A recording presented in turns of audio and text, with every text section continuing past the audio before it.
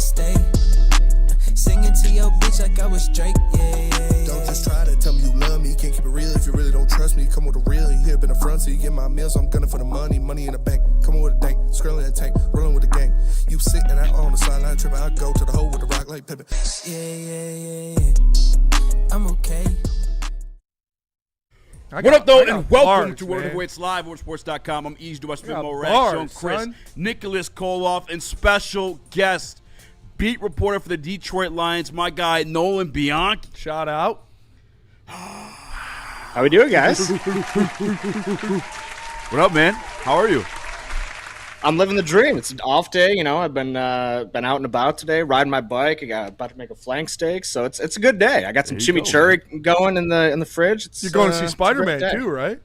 And I'm going to see Spider-Man. Yeah, I haven't seen any Spider-Man movies since like the Spider-Man 2 with Tobey Maguire. Yeah. So I have no idea what I need to know. But wow, damp. Yeah, I think I'm gonna like it. Yeah, I think so too. No, you're still gonna like it. It's a good standalone movie. You didn't watch any of is this your first Tom Holland Spider-Man experience?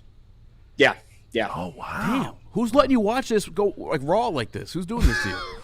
Oh, I'm going with Colton Pouncy invited me, so okay, those guys, and yeah. Does he know you haven't seen any of the previous ones? He's letting you walk in willy nilly. I told him. I think I'm gonna hit a couple quick TikTok videos, you know, before I go in. Maybe a YouTube video if I'm feeling 7-minute YouTube video if I'm feeling like that's it. Extra. That's a respectable thing to do. Yeah, we had Chris who watched the entirety of Game of Thrones. Chris Spark noted Game of Thrones. I prefer the term speed run. Yeah. There we go. Speaking of speed run, Jahmyr Gibbs back at camp. We appreciate you. Obviously, it was a big deal with some people. Didn't think that was going to get done, but he's back. He's good to go. I saw one of his runs today. He's looking a little bigger. No, is he? You think he's put on some muscle? That's a good question. I know he did some MMA training over the offseason, and the whole I think scope of his offseason training plan was this idea that, hey, you're going to pick up a lot of extra carries compared to years past when David Montgomery was in that backfield. We talked to Dan Campbell, I think back in the spring, and he was saying he's going to be our bell cow. He's going to have a huge piece of the pie, if not the entire pie for the most part. And so I think that he was kind of going into this offseason knowing that he was going to be having that workload, and I think he acted accordingly. Yeah. Nolan, I think you were the first one to tweet out yesterday about Ines Registraw just going crazy at camp. Can you kind of break down what kind of stuff is going on and how much is it an advancement from what you've seen previously from him? Well, it's huge. You know, they did a scrimmage yesterday where they did, first team offense versus first team defense. I think there were 14 series overall. I don't think until the 7th series that the offense even picked up a first down. But Rakestraw needed a day like he had yesterday. I mean, it was a little bit of everything too, which I think is the best part about it. You know, he had a tackle for loss. He had a big hit. He had a corner blitz that he got a tip on the ball. He intercepted a pass that was kind of broken up by Christian Izien, and it was like bouncing around on some bodies that were both on the ground. He scooped it up. So, this is a guy who it's easy to forget. I guess it's not easy to forget. Lions fans haven't seen him, but he has not played football really in 2 years. And, I think some of the earlier struggles that he was having in camp, I think were probably related to the fact that he was knocking some rust off. And even then, there were some things that I found a little bit encouraging with him. He was going against Jameson Williams in one-on-ones pretty much all summer long, has taken his fair share of losses, but has also learned a lot too. He was talking the other day about how early in camp he was going up against JMO in a one-on-one drill, and JMO's like, hey, I knew you were going to lock your hips, so next time do this, do that, blah, blah, blah. And there was actually a viral clip that the Lions put out where he trailed him all the way to the end zone. He was on his hip, and he got his arm up on the ball, and Jameson Williams was kind of fired up for him because he took the teaching point and he actually put it to use. So this is still a young player in terms of experience because, again, he was in and out his first season, and then last season he got hurt on the first day of camp. So he still, I think, has a lot of growing to do. And he's not going to be, I guess the immediate maybe production guy that we've seen, but who knows? He's gotten better as this camp goes on. He really needed a day like yesterday. And I think when you have a day like that, when the world is kind of the walls are closing in a little bit. It probably feels like, because he talks a lot about his critics and stuff like that. That's a huge confidence booster. And you guys know, football, sports, everything's so intertwined with confidence. So big day for him for sure. Now, you said first team offense versus first team defense. I'm assuming he was filling in for DJ Reed in that scenario. Yeah. Okay. Or no, because he was with the second team. I apologize. Okay, so he was with the second team. Okay. So this was all with second team offense. But okay. Again, it's not easy to it's not always easy to make plays no matter what team you're repping with. So. And looking at another guy that we heard was making plays and was moving around and was kind of your first good look at him in pads, Derek Moore yesterday, and what he did and how the creativity that Kelvin Shepard was using him defensively. Could you speak to that a little bit? Yeah, I don't remember writing his number down all that much. Like, I don't think he had too many splash plays, but he's had a couple times each practice when he's been out there where he's flashed. And I think that's really all you can ask for, a guy coming in who, I think he's mostly been repping with the second team when he's been out there, but we've seen some first team reps for him. He was going up against Panay a couple days ago. He had a rep where I'm not 100% certain that he quote unquote beat Panay, but it was against the first team offense. He was coming from Sewell's side, and all of a sudden you just see him with no helmet, like a bat out of hell, kind of chasing down Jared Goff and forced him into an incompletion there. So he's only been in practice for a couple days all camp. We'll see how much he can grow before the end of it, but I think I liked what I've seen from him so far. I like to hear that. Yeah, for sure. Yeah. I got to ask about the big end. It sounds like Tyler Lacey's the one running out there with the first team defense, but what are your expectations for Amon-Ra? He's kind of making things interesting here, making the plays that he had in preseason, the constant plays he's having in camp. I heard he's having reps. He's winning against Blake Miller. You think he'll be able to make this team? Yeah, definitely. I would hesitate to maybe call him a true lock, but I really don't see, given what he's put on tape in practice so far, what he put on tape in the preseason game, that there's really any chance that he's not going to make this team. I think there would be a serious threat that he would get claimed if that were to be the case. But we'll see how it goes. He hasn't really done a ton with the first team.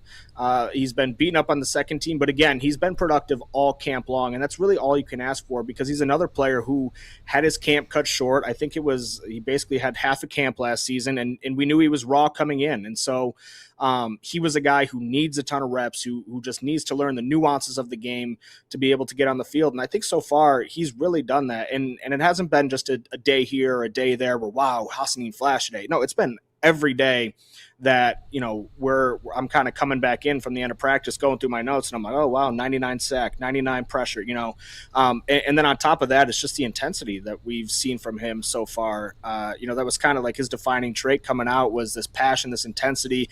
It's been more of the same from him. An easy guy to root for. I know Lions fans are all hoping that he's going to end up on the roster, and I really don't see, any way that whatever happens over these next week and a half here, roster cutdown day is, I think, August 29th or something like that. I just don't see a way where he doesn't end up on this roster. I agree. Good. I love to hear that. I don't want my heart broken, because I'm rooting for this kid.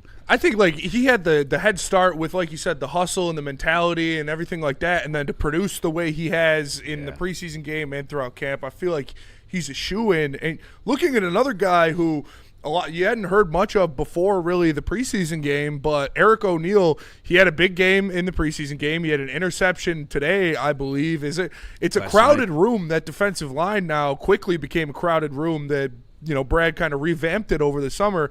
Is there a shot for him to make this team, or is he more of a practice squad? That's a good question. I lean practice squad right now. I was impressed, obviously, what I saw in the preseason game. I was impressed what I saw in the scrimmage last night. He was everywhere. He had, I think, a sack somewhere in there, and then he also had a pick six where he kind of sniffed out a screen, tipped the ball up, caught the ball while spinning, and ran it in for a touchdown. So definitely some progress from him, but I don't think he's been consistent enough throughout camp to kind of earn a spot. But you're right, coming into this camp, I think I did a pre-camp 53-man roster projection. I'm pretty sure I only had 3 defensive ends on the roster, or maybe 4. That doesn't include guys like Tyler Lacey who can kick inside or whatever. Yeah. But, I think it's going to be interesting, because they also have a lot of defensive tackles and guys who can play on the interior, I think, who are vying for positions too. Dan Campbell mentioned Chris Smith the other day as a guy who just does all the dirty work, and I think we were all kind of sitting there going, wow, well, if we didn't have him on your roster projection before that, you're definitely going to have him on there now. And he also feels a role that they don't really have in like that huge nose tackle, like space eater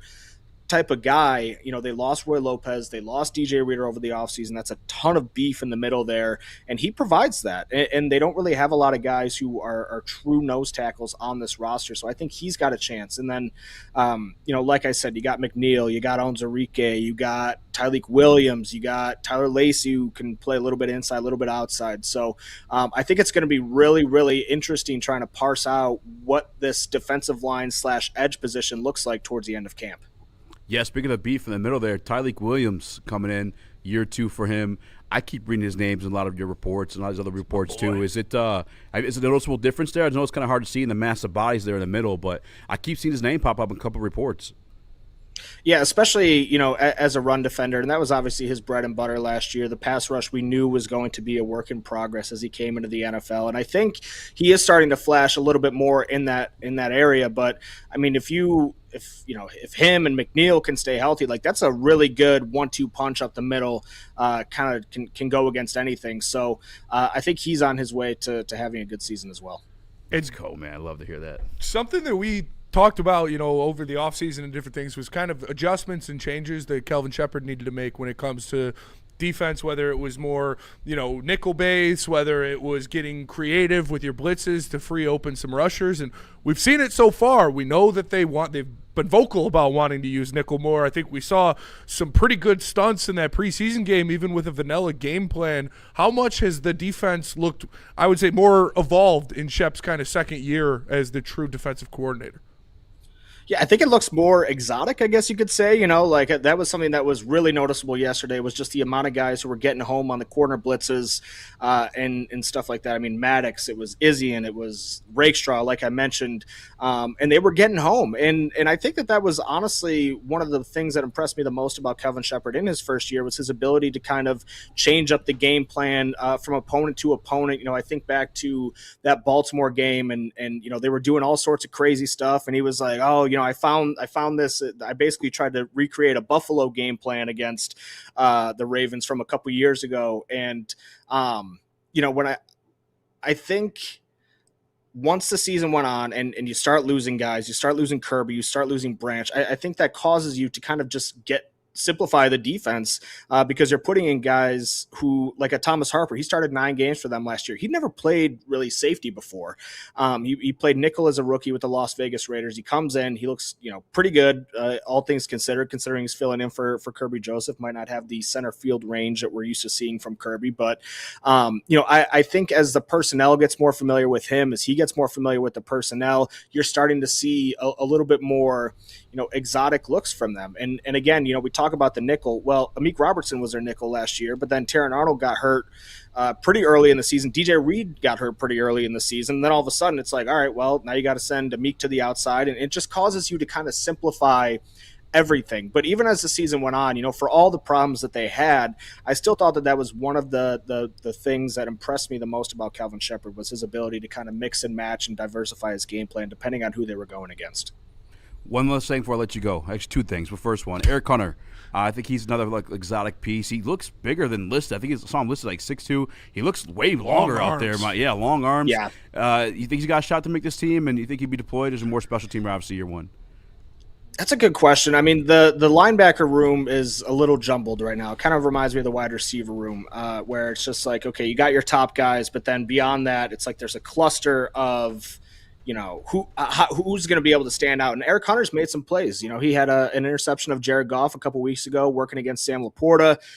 He had a couple big plays, throughout the week. And so, again, that, like I said, though, that room is pretty tough. I can't remember if I had him making the roster. I don't think I did, but with Devin White and Malcolm Rodriguez and Derek Barnes, Jimmy Rolder, it sounds like. I think he did an interview with Matt Shepard. Sounds like he's going to get back on the practice field soon. So, that's 5 right there, who I think are pretty much locks to make the roster at this point. It's just a matter of how many linebackers do they want to keep? How much can he contribute on special teams to make his way onto this roster? No, I appreciate you, man. I'm going to let Nick actually steal the last one from me. What's going on, Nolan? Nick in the sound booth here. Obviously, big injury news with Cade Mays going down, but it looks like Juice Scruggs is going to be filling in as that starting center. How confident are you in him that he can't be a liability and won't be, entering the start of the season for Jared Goff and the Detroit Lions? Well, he obviously has the experience, right? And for that Houston Texans offensive line, it does not have a good reputation. They have not been good over the last couple of years. I'm mildly optimistic. His first couple days here haven't been the greatest when it comes to snapping the football. There's been a couple botched snaps from under center, a couple botched snaps from in the shotgun. And so I think that's stuff that can be ironed out, though. And when it comes to just the blocking in general, I haven't seen anything that's overwhelmingly concerning. But again, this is a guy who's coming off a hamstring issue right now. Or I don't know if it was a hamstring. I know it was soft tissue, but they didn't specify hamstring. That's what I assume too. And so, what's that? That's what I usually assume too. Usually when it says soft tissue, yeah, hamstring. Yeah. Well, yeah. Yesterday, Whiteside, he was like soft tissue, and then he's like, all right, it was a hamstring. Yeah. We'll see. Like again. I get the sense that they would prefer not to have Seth McLaughlin in there. Like, I just don't think he has a preferred size. Like, I think that their preferred outcome is Juice Scruggs is going to be able to be a viable candidate to take over this job for the first 4 to 6 weeks of the season. And again, when it comes to the actual blocking, I haven't seen anything that's too concerning to me. So I guess mildly optimistic right now, provided that they are able to iron out the snapping the ball part, which I think, for a guy with his experience, that should take care of itself eventually. For sure. Nolan Bianci of the Detroit News, appreciate you joining us, man. You also got your own podcast. Why don't you take some time to, let people know about that one? Yeah, check out Gridiron Gang. We post every Thursday morning, so go check that out. That's GRIT Iron Gang, not like the movie. So, yeah, go check us out. I host that with Richard Silva, my beat partner over the Detroit News, and we have a good time. He's kind of the analysis guy. I'm kind of the vibes guy. We're a good mix. So, it's a good time. Come check us out. Hey, I want to let you know our guy, T-Ball, third fastest T-ball pitcher in Macomb County now. Just, Oh, dang. represent. Shout Really? Yeah, okay. Yeah. All right. There we go. Well, six of you, but yeah, shout out. Appreciate you, start Nolan. somewhere. Yeah. Thank you for joining us, guys. man. Appreciate Enjoy it. the movie, man. Yes. Thank you. I'll let you know how it is. Hey, send me a picture of that steak, too. I will. All Absolutely. right, deal. I'll see you now. See you guys. Shout out. Dude's asking for a picture of his meat on the way out. Crazy, dude. Shout out Nolan. Dude. Shout out Nolan. Nolan's the man. He watched Bryson's first T-ball game with me. Hell yeah. He was there. He happened to be there. Shout out. That was dope. All right, tell us about Planet Fitness. Planet Fitness, the home of the judgment-free zone where everybody can get full body workouts in 30 minutes, and all memberships include fitness training. You get all that for just $15 a month, or upgrade to the black card and get you some amenities like hydro massage, total body enhancement. He's just trying to wrestle me. Let me see that meat. Access to over 2,700 locations worldwide. Actually, for a picture of Spinny's meat. PlanetFitness.com. Planet Fitness, where your fitness is essential. Hunting season is almost here, Detroit, and your Lions are on the prowl. Make sure you're locked into Woodward Sports for all the Dan Campbell reactions, Jared Goff touchdowns, Amon-Ra first downs, Penny pancakes, Kirby picks, Gibbs big plays, and of course, Jack Fox's leg. Stay locked in on all your Lions coverage right here on Detroit's #1 sports network, Woodward Sports. How do people feel about getting a Planet Fitness membership for $15 a month? How do they like working out in the clean and spacious gym that's filled with equipment for every workout? And how about free fitness training in the judgment-free zone that leaves them feeling energized all day long? Join Planet Fitness today with the free PF app, online or in club, and start getting that big fitness energy for $15 a month. It's game on at Art & Jake's. Wings, burgers, pizza, and ice-cold drinks served up with attention to detail. Wall-to-wall TVs, great service, and a vibe that keeps your crew coming back. Art & Jake's, a sports bar setting with a fine dining flavor. For more Detroit Tigers coverage, make sure you subscribe to Woodward Tigers on YouTube. All Tigers, all the time. For the hardcore Detroit sports fans who can't get enough of the Motor City's teams. All season long, you'll get non-stop Tigers content from on-field interviews, post-game reactions, and roundtable insight from Woodward Sports. Amnesia, shout out to their new Bubble Hash glass tip infused blunts, man. You guys know I'm a blunt guy through and through, so you can trust my stamp of approval on these. They are delicious. They get the job done. Great packaging.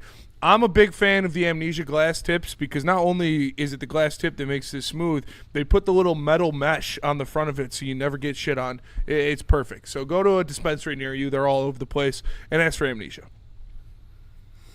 What up, though? Welcome back to Woodward Voice Live on sports.com. I'm doing Spin More Rax. Chris, Nicholas Kohloff. Shout out Nolan Smash Bianci. the like button. Be a friend. Tell a friend to share the stream. Absolutely. Shout out Nolan Bianci of the Detroit News. Taking the time to join us after breaking down yesterday's scrimmage. We'll also be joined by legendary Detroit Lions beat reporter, the GOAT, Dave Brikett. Coming up at 5:30, so make sure you guys stay tuned for that one. We're still talking Lions in between, though. Talking Lions in between, and I just want to bring up the fact that Dan Campbell mentioned he plans on playing a lot of the Detroit Lions starters this Saturday in their next preseason game. I know you're not a big fan of that. Yeah, don't like that.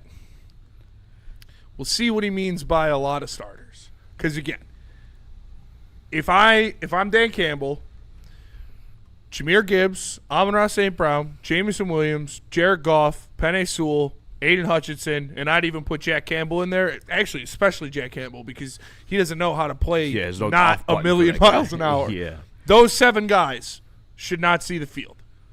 Anybody else, you could talk me into it. You want to get Tate some snaps next to Blake Miller in the preseason. Cool. That sounds pretty good to me. You want to get Christian Mahogany some snaps. Juice obviously should play the majority of the game. Those 7 guys shouldn't touch the field, in my opinion. I would even go to put DJ Reed and Rocky Yassin in there as well. Mm-hmm. Yeah, I actually kind of feel the opposite. One series is enough. Maybe 2. I'm not tripping for that at all. But I just think, like, the sequencing, the camaraderie, that's the word I'm looking for. Just the chemistry.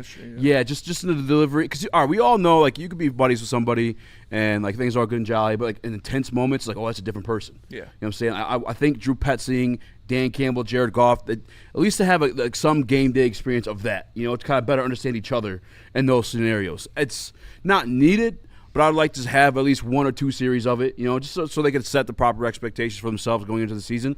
It's minimal, I admit, but I'm not mad on 1 or 2 series. I think one guy that I would like to preserve, though, is Jahmyr Gibbs. I don't know that he needs to be in there for that one. No. Or Jack Campbell. Yeah, or Jack Campbell. I'd throw him in there, too. That's fair. Penei, maybe, but it's also like the left side for him.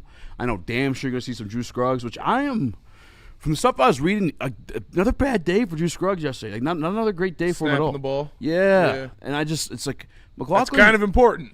Right? It's kind of important. When you're the center. I know Nolan said, he's a veteran, so that should work itself out. Yeah. But also, that's a pretty important thing to do when you're the center is to snap the football. Exactly, man. Like, one of the sacks they got from yesterday was on a bad snap.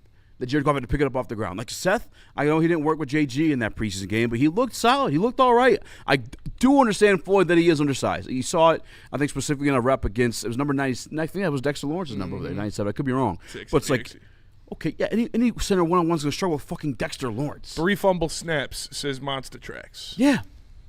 Like, this is the rainy day, okay, rainy day. It's going to happen. But, like, in a regular practice setting for it to continue to happen, I'm not a fan of it. And just as Nolan pointed out, too, the Texans' offensive line is known as one of the worst across the NFL. Consistently, year in, year out. I don't think there's a time I can even pull up PFF. If you guys are PFF nerds, I guarantee you Drew Scruggs never sniffed the top half of the league. I'll check to be sure on that, but I'm not the biggest fan of Drew Scruggs. Seth McLaughlin has the most upside. Yes, I think so. Out of all 3 of them? I mean, when you're talking about potential, obviously those guys have done it before, but I'm not going to freak out about it yet. If they say it again, then I'll freak out a little bit. Like if we hear tomorrow, he fumbled some more snaps, all right, what the fuck? But so what the fuck is right going on? Right now, I'm gonna be easy with it. Pause. Nick, Speaking of the other side of the coin, how are you feeling? I believe. Get him out of here! No, I believe the term Nolan said was it passively optimistic? Yes. Passively optimistic. Passively optimistic. Not great. I was happy to, obviously get some insider info about Juice at practice, and it's not one of the most important things here, fellas. It is the most important thing is snapping JG that football. And we've all joked about it in the past. It's the small hands debate.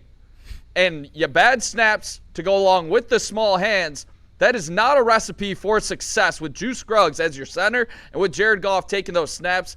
I think if it continues for the next week, you are going to have to 100% take a look at different options because you cannot have a center quarterback combo that can't get the snap off. This is an NFL. This is the NFL. This is a Super Bowl contender. Like, you just can't have it. So it was good to hear from Nolan.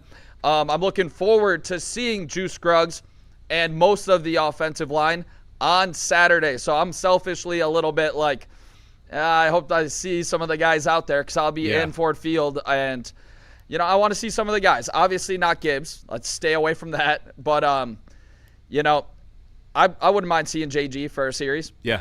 The thing is, too, is like. With that O-line, if you're going to have to get it out, out quick. With a bad offensive line, and this is why people say, like, God bless him. We all love him, obviously. Jared Goff is our guy. Like, don't get me wrong. 16 for life. All that stuff. But what happens with a weak interior offensive line with Jared Goff? He comes from a strength for you to a weakness. Because yes, or anything, just an inability to relocate the pocket or his pocket presence is just it becomes a weakness for you if you don't have the interior offensive line to protect him. And I think it matters. And hopefully Seth wins out the job or Juice just shows up. I pulled it up by the way at PFF overall grade last year 78 out of 81. Pass blocking 61st out of 81. Not great. Run blocking 76 out of 81. Like is it because he's bigger? He's 6'3", 308. It did say the size. How big is Seth McLaughlin? He didn't look like small or anything. Yeah, let's see. Seth McLaughlin. He's got to be over 6 foot, right? I think he's like 6'2". I could be wrong. Yeah, what? Yeah, it's like an inch off. Okay. That's pretty big. It's about half. I was told it doesn't matter. My wife assured me it doesn't matter. She said it was perfect for her. You're saying Seth is 6'4". The big one's hurt. When you just look him up, it Seth says is 6'4", according to PFF. What the hell? Okay, it's not a size thing. Unless he's coming into camp smaller than you. I don't know. Then is he weak and he's going to get bodied and pushed around? Is he on the I Zemps? thought he looked pretty good.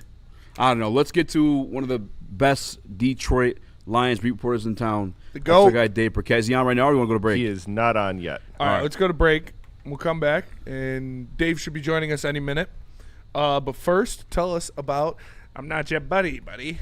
I'm not Gotta come your back when buddy, you got some pal. money, buddy. Listen, Buddy's Pizza is the best in the game. They've been doing it for 80 years, and now you can get $10 off your dine-in or your carry-out order of $50 or more with the promo code Woodward Sports 26. That's WWS26. Make sure you get Buddy's Pizza. They don't just got the original Detroit-style pizza. They got breadsticks, they got wings, they got meatballs, they got it all. So make sure you save $10 on it all with the Woodward Sports promo code. Check it out. We don't like to brag that we are the toughest sports network in Detroit, but we do have a guy named Darren McCarty on our side. Woodward Sports.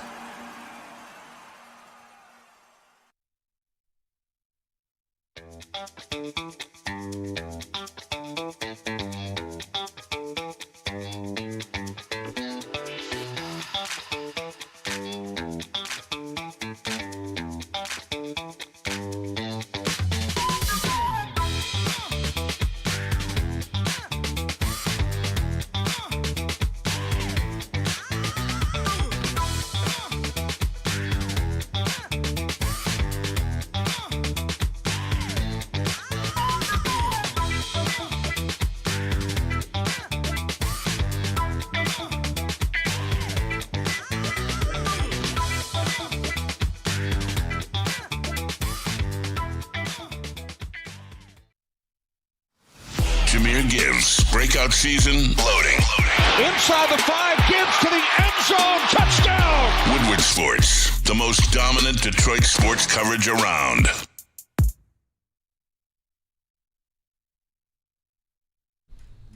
Mortgage Pros. You guys know what it is. It is the best place to work around here. And if you're looking for a new job, there is only one place to go, and it's Mortgage Pros. We saw their incredible company culture firsthand at their annual block party. Their team truly loves what they do, and it shows. So if you are looking for a new job, call 248-416-1361. Mortgage Pros. Let the pros handle it. Before we get to Dave, we got a couple of super chats I just wanted to clean up real fast. Tev Sauce, he says, making some Coca-Cola chicken on the grill. You guys come up to Traverse City and you can have some of that. Cool hat, Spenmo. Thanks. I like this hat too. Lions don't have many great hats. I thought this one was pretty cool. And we might be coming back to New Buffalo, so stay tuned to that. Will I am with the super chat. He says, I'm glad the Lions are back. It feels like we got the right coaching. Also, the roster is stacked. Let's play game one at a time, or let's play one game at a time to the Super Bowl. Without further ado, we are joined by legendary Detroit Lions beat reporter of the Detroit Free Press, Dave Brikett. Dave, I appreciate you so much taking the time, man. I know you're busy. Got to get you some to football practice, but I heard the scrimmage went down last night, and defense was dominating out there. It looked pretty good. You know, it's funny. I talked to Lee McNeil the day before just about, hey, maybe this is, you guys have taken a lot of slings the last couple of years, slings and arrows. This defense, right? Everybody looks at the Lions as an offensive team, and the defense has done some good things in camp. And did he think that maybe the defense was being undervalued? And he, he said some pretty powerful things about, hey, we got all the right people here, and we're going to do the right things. And this is a defense loaded with playmakers, and they went out and showed it that next day, because 3 interceptions, a whole bunch of sacks. Frankly, I thought they were, the better side of the ball without a doubt.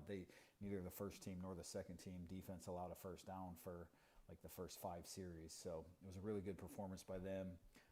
Who knows exactly what it means. We're still mid-August, but at the very least, the arrow is pointing up on that unit right now. If there was a meter for you, dominant defensive line or a rough offensive line start due to our front seven having some success in camp, where would you be at on that one? That's a good question, because I think it's both. Aiden Hutchinson has looked, great at times this year. He's going against Blake Miller, right? In some of these team drills where he's getting a lot of sacks. But even against Penei Sewell, I think those two. When I've watched just about every one-on-one they've had, and it seems like they alternate. Sewell will get Hutch, and then the next time Hutch is beating Sewell for a sack. And so if you're beating an All-Pro, every other time or something like that. Even if it's not a sack, maybe a pressure, that's a pretty good feather in your cap if you're Aiden Hutchinson. So, and that's not coming against, some chump change. That's just learning how to play the position or a backup or anything like that. So, Hutchinson is having a really good camp. I do think there are some questions about the offensive line, though. We've seen some snap problems the last couple days. Blake Miller has been, he's been up and down as you'd expect from a rookie. I think he's going to be fine, but it's camp, so he's learning. And the guard position, I think Christian Mahogany has played pretty good at that left guard spot. So did have some penalties the other day, but I wouldn't read too much into that. So I think it's a mix of both. The one thing that's helped the defensive line is the interior pass rush is much better this year with a healthy Lee McNeil and Tyleik Williams going into his second season. So that looks like a positive for the Lions.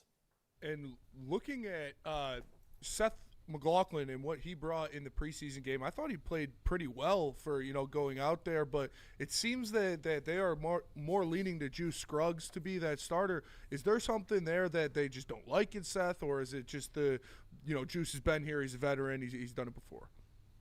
Yeah, well, I think that's why they acquired him, right? He was, when they made that trade, back in February. The idea was that Juice was going to be sort of their swing interior lineman. He'd, probably be the backup center, the emergency in case they didn't get, their target in free agency, who they ended up getting, obviously, Cade Mays, and now Mays is out for, we'll see exactly when he comes back. But NFL Network said mid-October. So I think it just, he's the veteran. He's the guy they trust right now. You're right. I thought McLaughlin acquitted himself pretty nicely in that first game. Dan talked about this the other day, that he's a little bit lighter, right, a little bit smaller than maybe the Lions like at their center position. So anchoring, some of those things in pass pro will always be a little bit of an issue for him, but he's athletic. He can get out and, get to the second level on running plays. And, there were a couple plays, I think it was 2 plays and maybe about a 3-play span yesterday that, he got, I think it was Tyleek Williams and Ali McNeil maybe who got the better of him on those plays. But, I think Juice is the guy for right now, but if he struggles, then, maybe the Lions do feel comfortable enough with Seth McLaughlin that he, A, makes the team and, B, is ready to step in case something happens. I think Tate Ratledge is probably the backup plan for right now, but, Tate would prefer to stay at right guard, and I think the Lions would prefer to keep him there for continuity's sake. Why is it, do you think, it's Juice Scruggs right now with the job over Seth McLaughlin? I thought he did fairly okay in the preseason game, and I thought maybe it was a size thing, but I looked up the size. McLaughlin looks like he's bigger than Scruggs. Well, I mean, again, I think, part of it is that's the role that Juice was plugged in for. And the other thing, don't forget, I mean, Juice was out for a week and a half with the soft tissue injury that he had. And even when he came back, he's been limited in his reps. So, he's getting his bearings under him. I think it was his first padded practice the other day. So I wouldn't, again, read too much into this. He's got a little bit bigger body of work, and that matters in the whole equation too. Looking at what Derek Moore brings to this team, obviously, just starting to get these padded practices under his belt and the full contact stuff, what could you see his role being? Because that defensive line room now looking more crowded than we originally thought. Yeah, you're right. They've got a little bit better depth than maybe I gave them credit for. A lot of people gave them credit for. I think, this offseason, I don't know if they've got another, double-digit sack guy like El-Qadim Muhammad was last year, but I do think they've got more parts, guys that have some different body types or different styles that maybe can help complete the line a little bit. Moore is one of those guys. He's a pretty good athlete. He's going to play on special teams. He's a big body. I don't think he's going to be more than, probably a situational rusher, right off the bat. The Lions with some of their pass rush packages, they've got Aiden Hutchinson and Derek Moore and DJ Wanham and then, Aleem McNeil out there. And so I think that's where it's probably base downs. It's probably Aiden Hutchinson and Tyler Lacey at the defensive end spots. DJ Wanham is sort of your, first edge off the bench pass rusher who will play, opposite, Aiden in a lot of those situations. And then Derek Moore is up after that. So Ahmed Hassanin, sort of the backup big end. Levi Onwuzurike can play that as well. But I'd say, Derek Moore is probably the 4th defensive end to start, which probably limits him to certain pass rush packages. Because I read out there that he was in like a jack linebacker role, kind of like a Micah Parsons, like jumping in and out of gaps. Is there a role for him like that to get some more snaps? And when he was out there, did you notice like what other linebackers were out there with him? Well, I don't know that I would call him a linebacker. I think that's just how they, like Aiden Hutchinson in one of the packages, he's sort of lining up, standing over top of the nose tackle, whoever's playing nose, and they've got 2 edge rushers on both ends. And so there's a little bit of flexibility and freedom there with, whoever the designated pass rusher is in that, situation. So I don't know that it's a straight linebacker that you're thinking of it, but who knows, right? We've seen Derek Moore play that role on a lot of nickel situations where he's rushing as an extra guy, from that linebacker spot, and Trevor Nowaski. And I don't know that will be where Derek Moore's strengths are, but maybe that's something that he can do as well down the road. And looking at that cornerback position as well, that's somewhere that 3rd cornerback spot has come a little crowded, whether it is going to be Ennis Rakestraw or Nick Whiteside, who is having a strong camp. We heard Ennis had a great day the other day. So how is that kind of working out amongst those outside cornerbacks?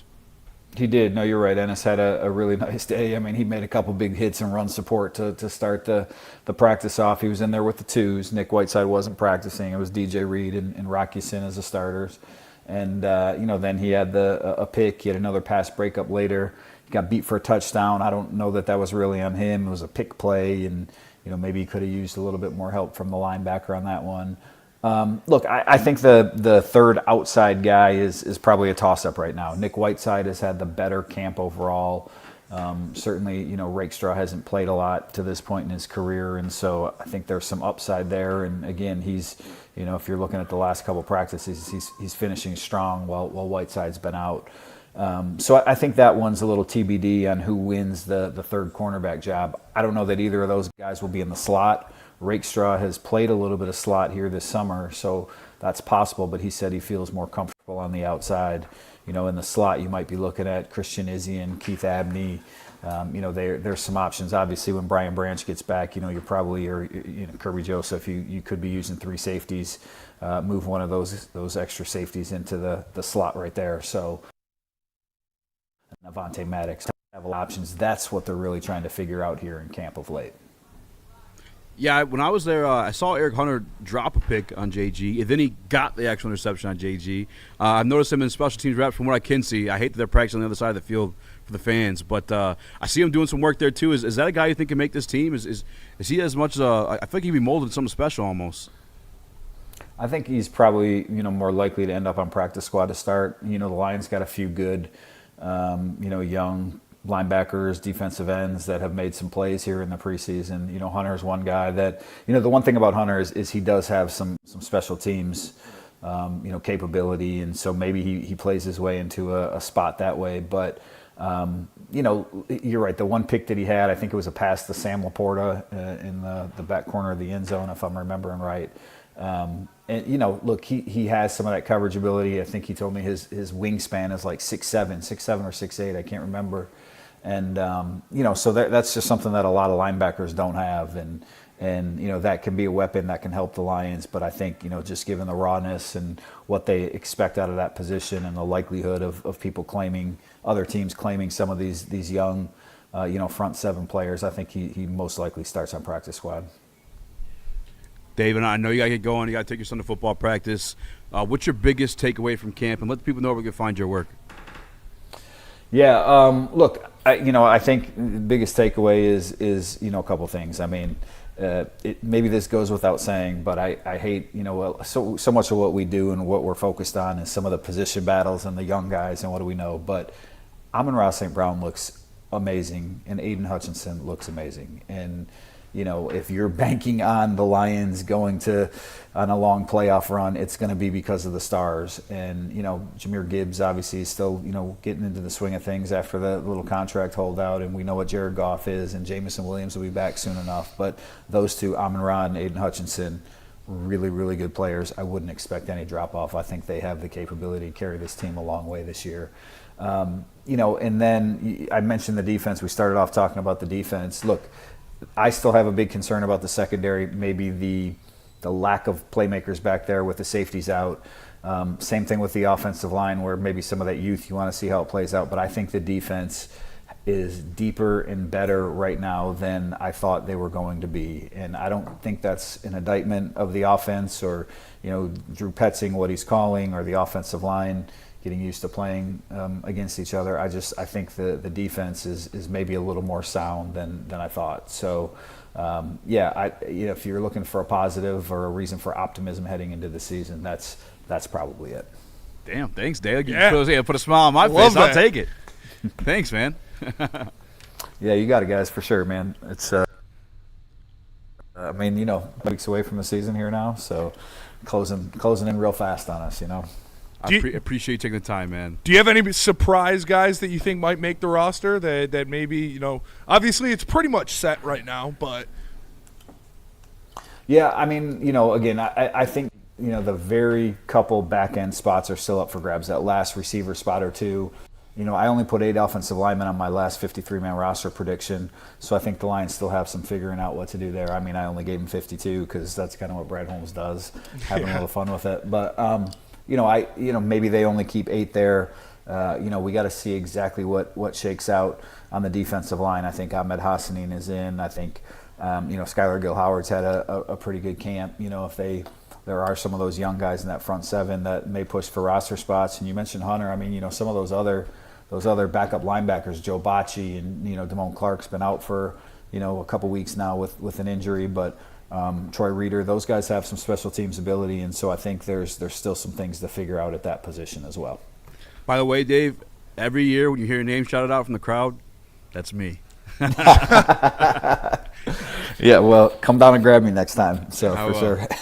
Appreciate Thank you so man. much, Thank Dave. you. Yeah, you got it, guys. We'll talk to you again. Thank you, Dave. The GOAT himself. Absolute Dave legend of the Brikett. game. Dave Brikett, man. Nobody better in the city. Let's go to break. We'll come back. Chad, you guys got to chill. We're doing our best, all right? Some of you motherfuckers pull up. Let's get this shit over with. Let's run the fade. Blame Chris. Blame Canada. Tell us about Art and Jake's. I will tell you guys about Art and Jake's, where I need to go cool out after today's show. Probably going to be some Art and Jake's. And I'll tell you what, I've been heavy on the protein lately, all right, working out, trying to get back in shape. I found myself picky with my wings. I hate going somewhere with just deep-fried garbage that I could have got from Walmart or Meijer. You know what doesn't have that? Is Art and Jake's. You got the real deal wings with multiple different flavors, and plus a menu full of fan favorites. It's my favorite place to be. You can go anywhere and watch the game. You go anywhere and have a drink, but you're always not going to have the greatest food and the greatest atmosphere. That's Art and Jake's for you, ladies and gentlemen. It's a fine dining flavor in a sports bar setting. It's Art and Jake's. Join the AJ's fan club for special deals near you. Hunting season is almost here, Detroit, and your Lions are on the prowl. Make sure you're locked into Woodward Sports for all the Dan Campbell reactions. Jared Goff touchdowns, Amon-Ra first downs, Penny pancakes, Kirby picks, Gibbs big plays, and of course, Jack Fox's leg. Stay locked in on all your Lions coverage right here on Detroit's #1 sports network, Woodward Sports.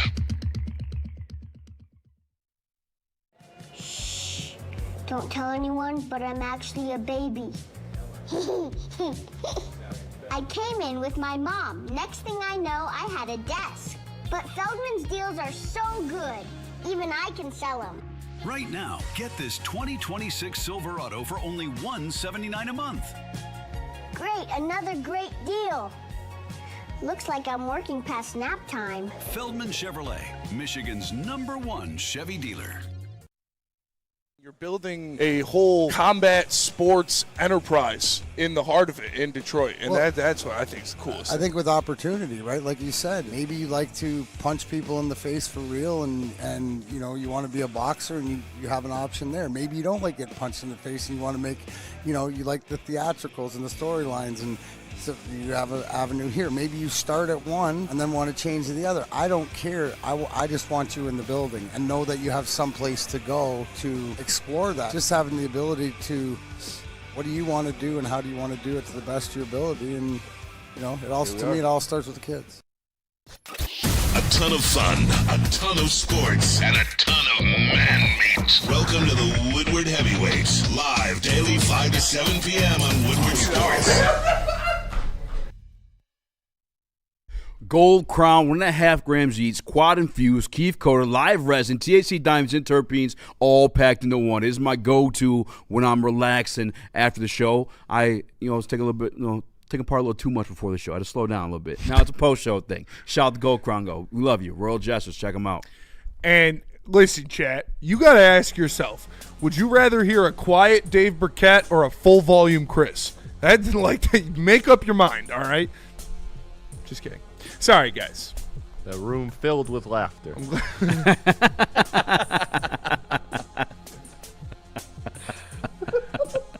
We got hell of insights there, both ways. Yeah. By the way, if you guys missed it, we're clipping both interviews tonight. They'll be either on Heavyweights or Woodward Sports.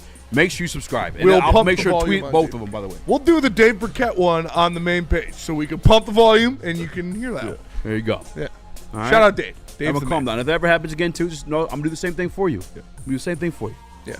All right. Shout out. Shout out. Put the phone in your mouth, Chet. I hear it's better volume that way. If not, open mats are Sundays at Allegiance Gym. All right, just letting you know. Mm-hmm. We still got lots of Detroit Lions for you guys. We're kind of getting into about the offensive line. Dave. Yeah, Chris Ratio did with that one for sure. Yeah. In a real life ratio is crazy. A real life ratio is crazy. 0 likes to 4 likes, but it's still, still counts. You laughed too. Yeah, it was funny. Chris has elite comedic timing. He does. I will say that for sure. What was what hand gesture, Caleb? When I asked him though, where you at?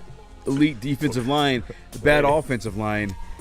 And obviously it's debatable for anyone, but I hate to hear that he's kind of struggling with the offensive line because I feel like if I solely fix that one thing for the Detroit Lions last year, they're in the playoffs. Yeah. Like, we've dealt with bad defenses before. We talk about the 2023 season all the time. That was a worse defense than this one. Mm-hmm. And you went to the NFC Conference Championship game. I feel like I could remedy that with a good offense. And Jared Goff, as great as he is, he goes from a strength to weakness real quick when you can't protect him from the interior. Detroit DC with the super chat. He says, boys, we're all just having fun. I'm just giving you shit. Love y'all. You guys and the show, except Chris. LOL. Enjoy a gesture on me. Yeah, well, this money's going all to me, so fuck yeah, you, buddy. That's true. any super chat that objectively hates Chris, we just give him the money. Just a fancy. And I wipe my ass with it. Easy would do a clip where he'll sign the entire interview. Yeah.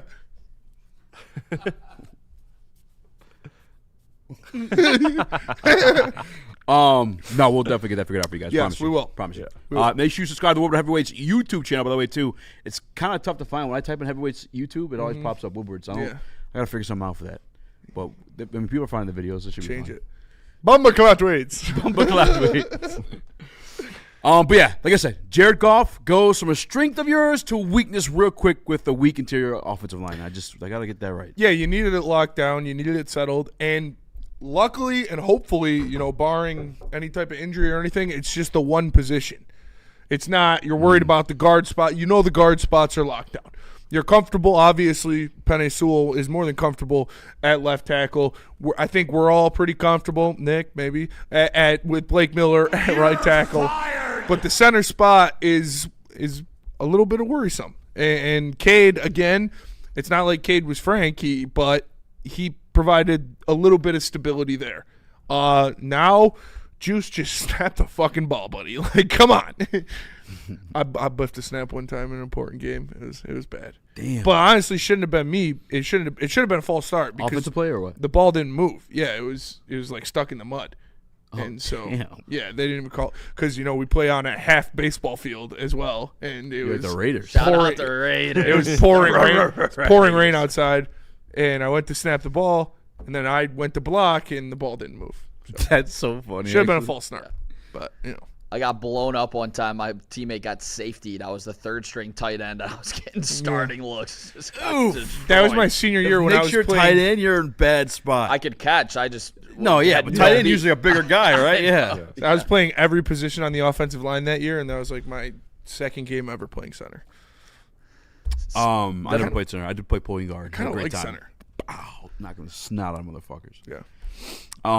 Big takeaway was the beef there, fellas. The beef. The beef. Where's the beef? Both sides. Where is the beef? Great things on the D-line, but are they that good? Or is this interior a little worrisome? Because obviously loved what he said about Aiden Hutchinson. Yeah. Always going to be a star. Him and St. Brown carry this team to the Super Bowl, but you need the guys to fill in the middle. You didn't have it last year. Are they going to fill in this year is the question.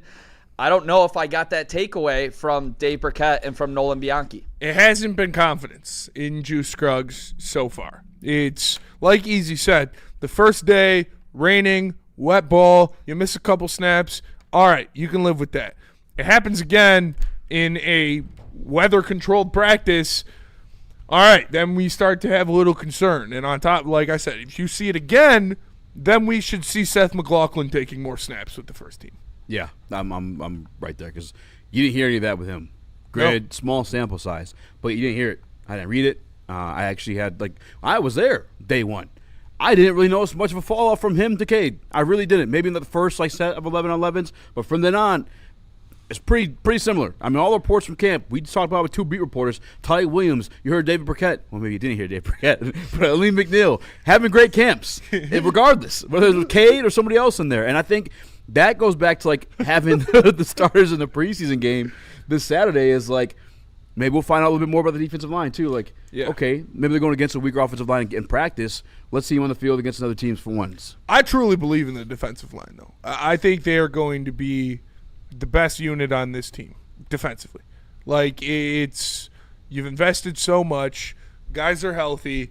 You actually have a good rotation of edge rushers now, in my opinion, when everybody's there. So I believe in this offensive line or defensive line. I think they will be good no matter who they're going up against. But I like a lot of stuff I'm reading about Tyleek. Yeah. I mean, we kind of had an ideal of the run defense because that's just what we're getting from Ohio State, and it's a grown-up version of them. But we see them and hearing them win these pass snaps too. I mean, that's good news for us. I think nobody's still expecting this offensive line as a whole to be bad because you still have Penei, you still have a lot of pieces on there that you like. It's just that interior that we're worried about, which, as we've highlighted, is so important to Goff. How good can this team be, in your opinion, if their offense levels out to a middle-of-the-pack offensive line or maybe even slightly under that? Can they be still a playoff team or a even Super Bowl team if there's particularly their offensive line? Because we talk about the bread and butter of this team being the offensive line. If their defensive line is better than expectation, but their offensive line isn't top half of the league, can they be a playoff team? Anything more than that? I think you'd be a playoff team. Anything more than that, no. I think you're looking at 4th in your division for the 2nd straight year. Chill. You're chill. The schedule's too easy for all that. You play the division games, and all of those teams are looking pretty solid. I think the Bears. I don't think that any of them are world beaters, but if we don't have an offensive line that is top 20, we're talking about one of the worst 12 offensive lines? I don't think so. I think that's what I thought Chris said middle of the pack. No, I said if they're middle of the pack or slightly below that. Yeah. So, like, if they're 15 to 20. That makes more sense. Now, see, if you're talking about back end, Okay, if they're 15 to 20. I feel like, granted, obviously, I'm knocking on all the wood paws, but, like, I think the playoffs are a pretty safe bid for you. Yes. Like, you're facing teams without quarterbacks, especially the first half of the season. The Cardinals, Dolphins, Jets. These are teams you should be walking in and beating regardless. Division games, sure, we have conversations about that, and I think the Vikings will own you no matter what, to be honest with you, just from what I've seen last year. And they beefed up, too, with Caleb Banks. I'm nervous about that one, but I think you got a chance to get the Packers. I think you sure got a chance against the Bears because you beat them twice last year with the worst team. Yeah, and you can't I think the Bears going to be worse. You can't be, like, in my opinion, 20th if you got Penei Sewell. Like, I think Penei Sewell alone propels you to close to, like, top half of the league offensive line. But just by what we're seeing and hearing out of camp, I'm feeling more like it's going to be closer to 15 than to 7 or 8. And if that is where this offensive line falls, I worry about their ceiling of being anything beyond making the playoffs. Super chat from Ryan. Crazy. Ryan Kamork, 6404. He says, which rookie, if they had an all-pro season, would give us the best chance of winning a Super Bowl? Derek Moore. Yeah. All-pro? Yeah, you're right. Derek Moore, for sure. Derek Moore, yeah. Yeah. Because then you're talking about 2 all-pros. Or Blake. I was thinking Blake. But because then that offensive line, but then everyone they send 7 to the middle. I think Blake Miller's ceiling or Blake Miller's floor is higher than Derek Moore's floor. So, like, what I expect out of Blake Miller is to be a good right tackle. So I can expect that already. But if Derek Moore is an all-pro, then you've got the best pass rush in the league. And that can carry you to Super Bowl. We talk about all the time the teams that win the Super Bowl. Look at the defenses. Defensive line specifically, right? Yeah. So that's what I pick as well. But what if JG turns into CJ Stroud because he's not getting any coverage, and it doesn't matter who you're throwing to? Yeah. You know? Like we saw, remember, what was it, 4 interceptions in that playoff game this year? In the rain? Like, they were just chucking the ball up. Yeah, that was that was concerning. I'm going to hope that this is a top 16 offensive line and that we aren't talking about 4th in division. We're talking about winning it and hosting playoff games. Yeah. But I thought Chris was talking about you have one of the worst 12 offensive lines in the league. What does it look like? And that, to me, is what it looks like. Yeah. Nick, do you think that this is closer to top 15 or closer to top, like, 7 or 8 in the league right now? Offensive line, if you had to project out. I'm saying, like, 16th. Yeah. I think the Scruggs thing worries me. I'm worried about obviously elite edge rushers against Blake Miller is going to be a struggle for a little while. The Parsons of the world, but that could be said for anybody. But I think with Scruggs, I think Blake Miller, he's going to have a learning curve, and hopefully it's a very short one. But I think with Penei Sewell and Tate Ratledge leading the way, they're going to at least be middle of the pack. Yeah, I think so. That's too. What I think too. And then hopefully, if those guys pan out, we're talking they can get into the top 10. And Gabe Mays will be back in the middle of the season, and then you'll be good to go. So, yeah, I'm not too worried about it. Although for me, if it's going to be a backup either way, I'd rather have the guy in there that's making snaps. Yes. Is Juice Scruggs going to be this much better than Seth McLaughlin to where, we can make up for a couple errant snaps? No, you should.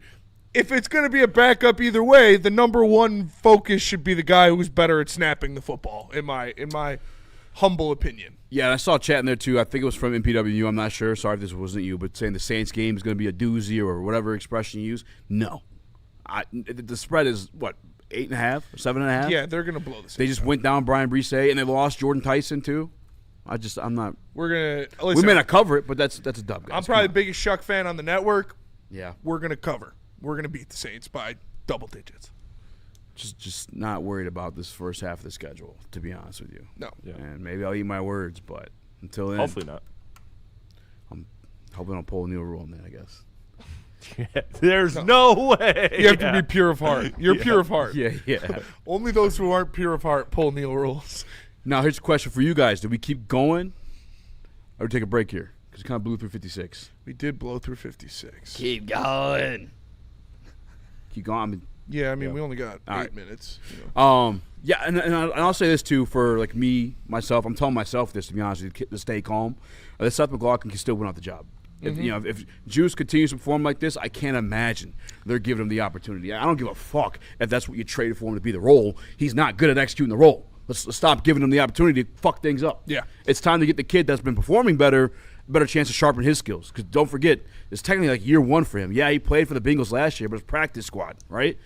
And he played for OSU powerhouse, Alabama powerhouse, and obviously, He won the Remington Award for best center in college football. Yeah, so I would definitely rather go that route than Scruggs. I think it would just be a little bit of Brad Holmes kind of, sticking to his guns, and he brought him in and, giving him that spot because, he's the guy that brought him in instead of going with somebody that could potentially develop with, that other interior. If Scruggs can't snap the ball like you talked about, it's not going to happen. He can't play. Yeah, if he has more showings like this, it's going to be Seth McLaughlin. You don't have to worry about that. Dan Campbell's not an idiot. If he sees that the center can't snap the football, he's not going to be playing center. Super chat from Matheson Rathburn. He says, sounds like the Lions' defensive line is that good. Plus, they know how to work the offensive line since they play against them every day. I truly believe it's more defensive. I'm not saying, the center position losing one-on-ones is because the defensive line is this elite force, but I think it's more the defensive line being good than it is. I'm not worried about the defensive line. I'm not worried about the front seven of the Lions defense at all. Especially when you had Devin White to the mix. Yeah, it's the back end. And listen, if you guys want, it's. I wish I could break it down for you the way I want to, but the Mike McDonald defense, if Shep and Dan really hit the tape and study what that was, and they're able to execute that, anything similar to what that is, this front seven is going to be nasty. And it really is. Mike McDonald only has 12 plays in that book. And they're just mixing and matching. You never know which five are coming. You never know which five are dropping back. I like to hear Derek Moore getting there. I had that wrong yesterday. I said the Sam linebacker. It's called a jack linebacker when they're 99% rushing the passer but moving around at that point. I think we have tons of pieces to get freaky. And I've heard it from Jared Goff. You heard it from Dave Brikett. I think that they're causing chaos amongst the front five on the offensive line. And Penei Sewell included. We just heard, I think it was Nolan who told us, Derek Moore came screaming without a helmet from Penei's side. They're just loading it up, and you just don't know who's dropping back and who's going. And I think you got guys that can go. And Short Pets, Short King Pets? No, Danny G said, we said this last year's though, Spenny. We said that if Lee McNeil comes back healthy and if Marcus Davenport stays healthy, then they could have a good front seven. I think now you are in a much better situation. You're not relying on Marcus Davenport to be a starter. Again, the Aleem thing, I guess, is still somewhat, but we know he's healthy at the very least. He's going to be fully healthy coming into the season, which is huge. So, and you got guys going against him in practice saying, this is a different guy from last year. Yeah. I heard this guy was good, and I went against him last year, and we had some fair battles. This year he's kicking my ass. I like to hear that. It's not just Dan Campbell saying, we got him back, let's go. No disrespect to Dan Campbell, but he got me with that last year.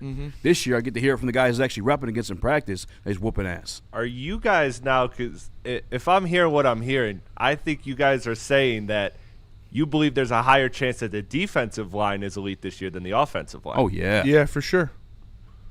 if I reverse my question earlier about a regressing,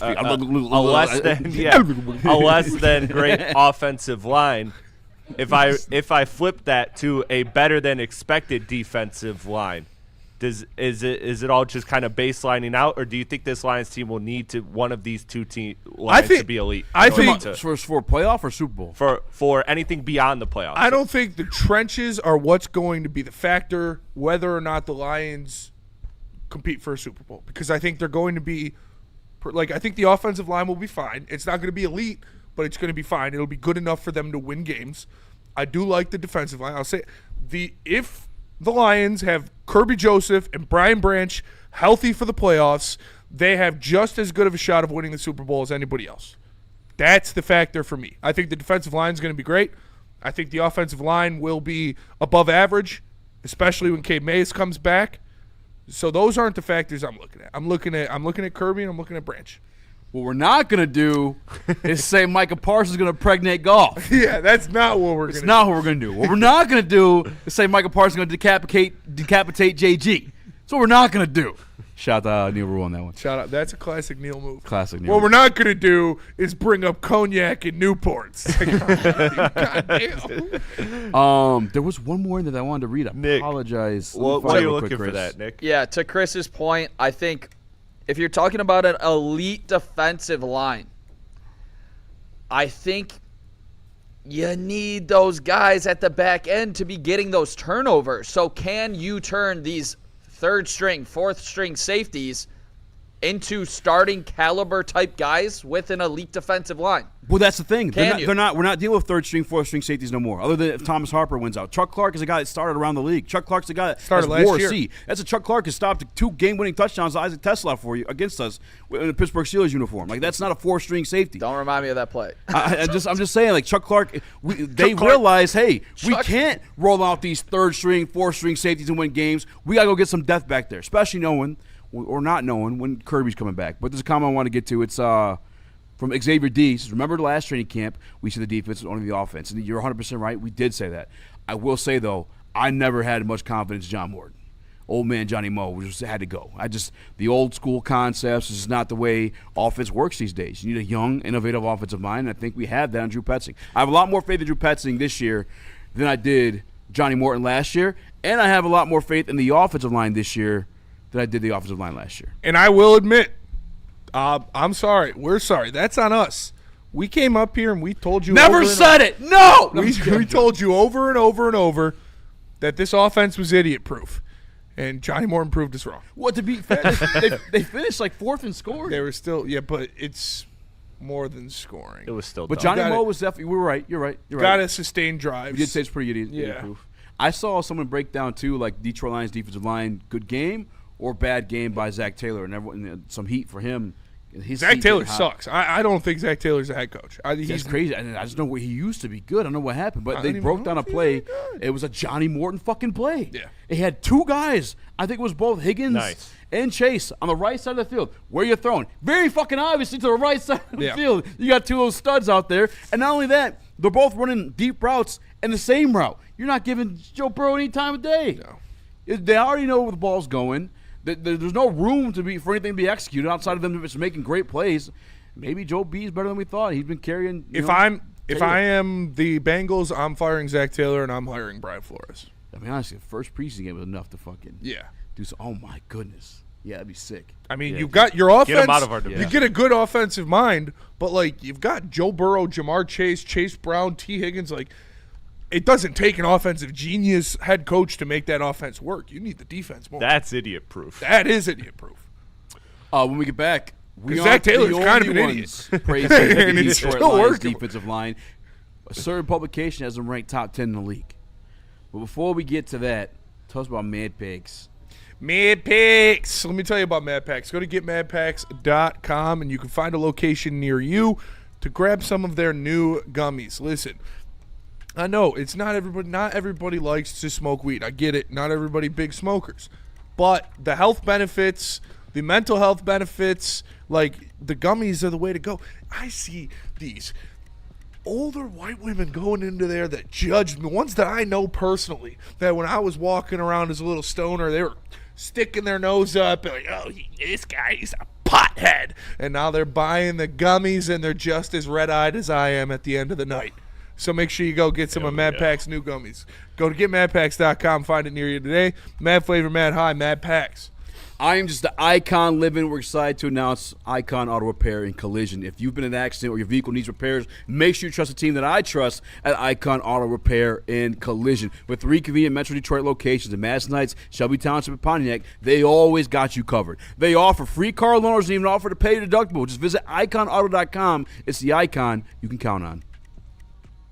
For more Detroit Tigers coverage, make sure you subscribe to Woodward Tigers on YouTube. All Tigers, all the time. For the hardcore Detroit sports fans who can't get enough of the Motor City's teams. All season long, you'll get non-stop Tigers content from on-field interviews, post-game reactions, and roundtable insight from Woodward Sports. Some days call for light, others lean bold. What about everything in between? All Day IPA, the easy choice for every day. Citrusy, crisp, refreshing. Flavor you can float with. Light on the hops, big on refreshment. One's great. 2, even better. Brewed with you in mind. No shortcuts, no fuss. Big on flavor, never too much. All Day IPA. Hop into easy. How do people feel about getting a Planet Fitness membership for $15 a month? How do they like working out in a clean and spacious gym that's filled with equipment for every workout? And how about free fitness training in the judgment-free zone that leaves them feeling energized all day long? Join Planet Fitness today with the free PF app, online or in club, and start getting that big fitness energy for $15 a month. We don't like to brag that we are the toughest sports network in Detroit, but we do have a guy named Darren McCarty on our side. Woodward Sports.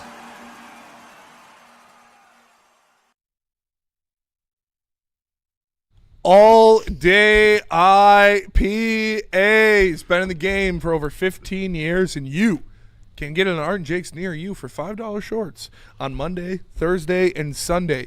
Football at Art and Jake's with All Day IPA, $5 shorts? What are you talking about? Go check it out, man. Art and Jake's, Founders Brewing Company, All Day IPA, Woodward Sports, Michigan companies sticking together. Speaking of Michigan companies, let me tell you about Loom Cannabis. Go to Loom.com to find a location near you today. Use promo code WSN30 to get 30% off. Tell them Spenmo Rax and Woodward Sports sent you and say, I want some of that Jenny Kush. He told me it's the best in the game. Give me some of the Jenny, and you won't be can't think of the last word. Disappointed. There it is. Go check it out. Go to Loom.com. It's Loom Cannabis. WSN30. I never heard that one before, huh? Bryson found a dead spider in the windowsill. Do you eat it? 150 likes, I'll eat it. 150 likes, I'll eat it. I'll eat a spider. 2 hundo. 2 hundo? 200 likes. Oh, yeah. Who the fuck is this guy? Oh, you didn't. Oh, this is Pablo Pledgecabar. Oh, yeah. I don't know if you guys heard that there's 2 kids at Penn State that just got busted for running a cocaine ring. Kind of looks like a drug ring. Ritz. Ritz crackers? No, Who's Ritz? Ritz. Check it out. Yeah. Doesn't he? Yeah, he does. Parker. All right, hold on. I got the headline here for you. If his life would not The fan of granny porn. My bad. Hold on. I want to finish the story real quick. So I put the spider on Bryson. And he freaked the fuck out. Oh, dude. man. That's terrible. Traumatizing? I was trying to get him to break from his fear of spiders, and I feel like it only made it worse. That shit doesn't leave you, dude. I'm still scared of spiders. I mean, I'm not killed I'm a not afraid, centipede. but unless I find one unexpected, then I'm like, whoa. I killed a centipede this big. That's huge. Ridiculously. Yes, it was the biggest thing I've ever fucking seen. You got a little one, fella. I got him. That's huge. It was the biggest insect I have ever seen, and I literally thought it was fake. It was disgusting. That's how I started my day. Oh, today? That was today? This morning. In your apartment? All the way up there? My parents are out of town. I was doing a little housekeeping. Oh, Damn, was in the could have basement? The boys over and got enraged at the On a parents. Monday, boys? You guys know I can't hang like that. Yeah. Oh, yeah, You know Nick better. 13 Penn State fraternity brothers charged with running a major cocaine trafficking ring, with some pledges allegedly forced to cut and package cocaine as part of their indoctrination. I did the same thing. Allegedly. Shit, I wasn't a ring. It was just me and my roommate. But The ring. allegedly. Ringlet. This guy. His nickname was Pablo Plechkabar. They actually called him that? Yes, Pablo that's pretty Plechkabar. cool, not going to lie. That is kind of tough. He looks like a bitch. I'd rob this kid. This looks like a guy that would sell cocaine at a college campus. It checks out. Yeah, it does. The plugs are the guys that... Yeah, but he doesn't look like one that you have to pay. Yeah, exactly. Well, no, he's a frat leader. You know those guys. It's herd mentality or pack mentality, whatever it's called. No, you get one of those guys alone. Fuck, dude. Give me the fucking money. 150 was pretty low. I probably should have went with the You 200. gotta eat. Why would you eat the spider? Is it too late to change to 200? No, it's out there. I mean, it's already dead spider. Darius one time made a caterpillar for $25 at football practice. It was pretty gross. It was one of the fuzzy ones. I would Pulled not the eat head the off. spider. It like leaked shit. And oh god! I feel like you got like 5 Darius stories like See, that. like he was pretty. Yeah. They used to call him Worm Boy growing up. This one time he ate a giraffe. Is cocaine back? Says Danny G. I feel like it was, and now it's not again. Yeah. At least for don't me. do drugs. Don't do drugs. It was just us. We're leaving our 20s. That's true. I guess. Yeah. K2. Yeah. Unless you're rich or a college kid, no, cocaine's still not back. I never really enjoyed it, to be honest with you. I loved it. Did you guys Not see gonna that? lie. Did you guys see that Drewski? Don't do drugs, kids. Don't do drugs. Did you guys see that Drewski could have been records where he was like somebody came in and he's like, dude, you're clearly on something. He's like, no. He's like, all I do is weed, alcohol, and ketamine. He's like, oh, Yeah. he's like, that's the worst one. Gotta throw that one in there. dude. Never done ketamine. Short He King just threw Petching. that in there like it was a third If one. nerds like this pushing cane, then yes, cocaine is back. Yeah. It's a college campus, man. All frat houses have a cocaine. I think it's definitely less frowned upon than like when I was coming up. But again, we weren't old enough to. That's fair. You know, it's a college. like when we were in high school and stuff. I didn't way really. too hardcore. Yeah, I didn't know about it. Yeah, high school until kids can't college. afford no fucking coke. Our high school kids can't. Yeah, no, not where we went to school. Unless you were. Yeah. So there was not a coke problem in Centerline. I'll say that. There was a prescription pill problem for sure, but that's a different story. Coke didn't hit Royal Oak. Yeah. You High sure school? about that? Yeah, it did not. No. Well, yeah. I mean, it's still the It's thing. a college what, thing. Yeah, You what guys high know school me. kid? I was partying. It was not involved. It's a college thing. Maybe you for weren't sure. cool enough. Yeah. You ever think about that? Like Dom. Yeah, Like don't invite Nick. He's a narc. You and Dom are standing in the bathroom doing poppers. What the fuck's a popper? Doing the cinnamon challenge. Yeah.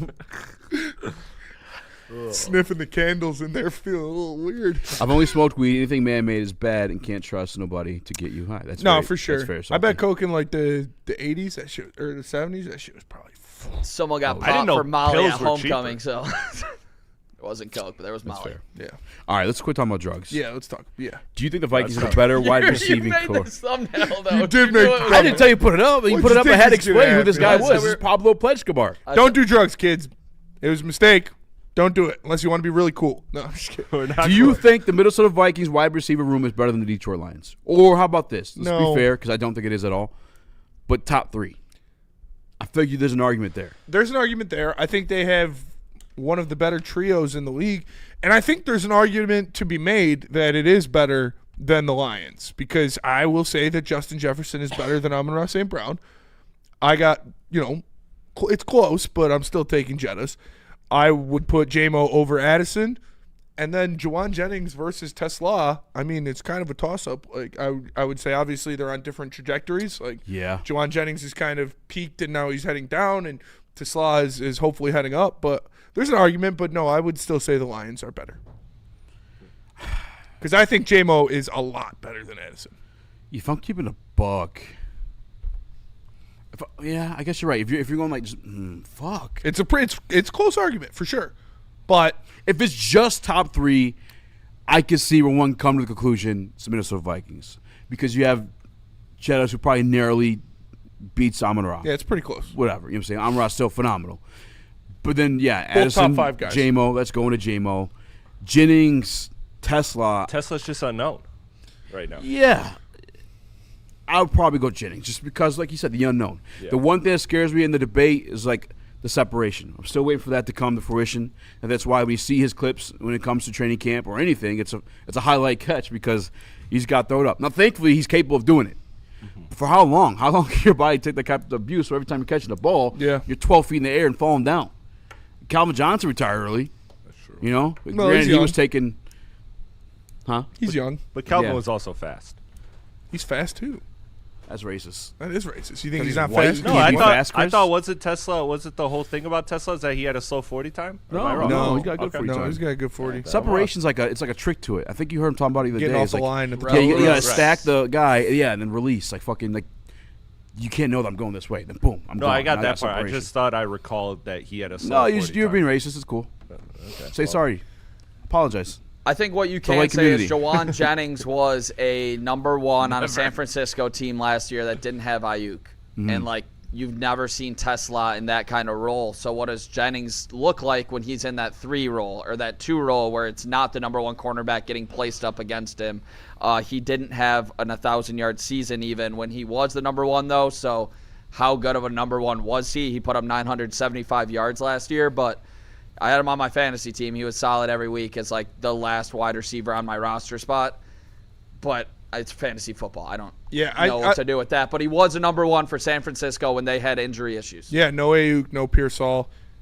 I like Jawan Jennings, I do, but I like Slot more. I think he's a better overall talent.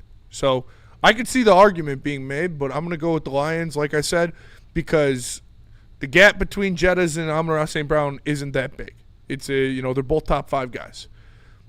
Jennings and Tesla, you could pick one or the other based on different factors. It's kind of a toss-up. It's Jennings. And Jamo's much better than Addison. Mm-hmm. Like, much better. Top 3, fine. Whatever. I'll give it to them. But just the entirety of the receiving room, I'm just Detroit Lions. Yeah. Because then we got Greg Dortch. Cedric Wilson. Mm-hmm. You got Laporta. You got Look at what Laporta. they I got. mean, they got Hawk, but you got Laporta. I like Laporta in that matchup. Yeah. So Yeah, I don't know any of these guys for them after Jawan Jennings. They still got KJ Osborne? Nope. I know they don't He was have. from Michigan, they wasn't don't he? have the Speedy ghost of Naylor Adam anymore. Thielen. No Naylor. They got Ty Felton, Miles Price, and Deshaun Jones. I think I know Deshaun Jones by name. Never waited. Trayvon Rudolph, Dante Fleming, Dylan Bell. Mitten Maid makes a good point. He says Shanahan could make Spenny a number 1 wide receiver. Jennings will come back to earth. I'm on that KOC same is tip. pretty fucking Pause. good too. I'm on that same thing. Yeah. Yeah, KOC's really good too. He's not, Kyle Shanahan. And he's in a good situation, obviously, like having Jay Jettas in the field. Who do you think has the better year? Tesla or Jennings? Ooh, I'm gonna Jennings. say Tesla. Nah. I'm going to say Jennings. It's good I'm going Jennings. to say Jennings. Because they probably brought him with the intention of making plays for him. Where I feel like Tesla's going to be more of like, we need a touchdown. Fucking jump up and get this thing. Yeah, we'll see. Because you got to think, too, like Goff, especially the offensive line's not doing well, it's Amon-Ra St. Laporta 1 and 2, you know? Yeah. If not, check down to Ja. Yeah, that was racist, Spencer. Apologize. No, Chris, you're still in the doghouse until you apologize to the Watts. Chris, can you put Never.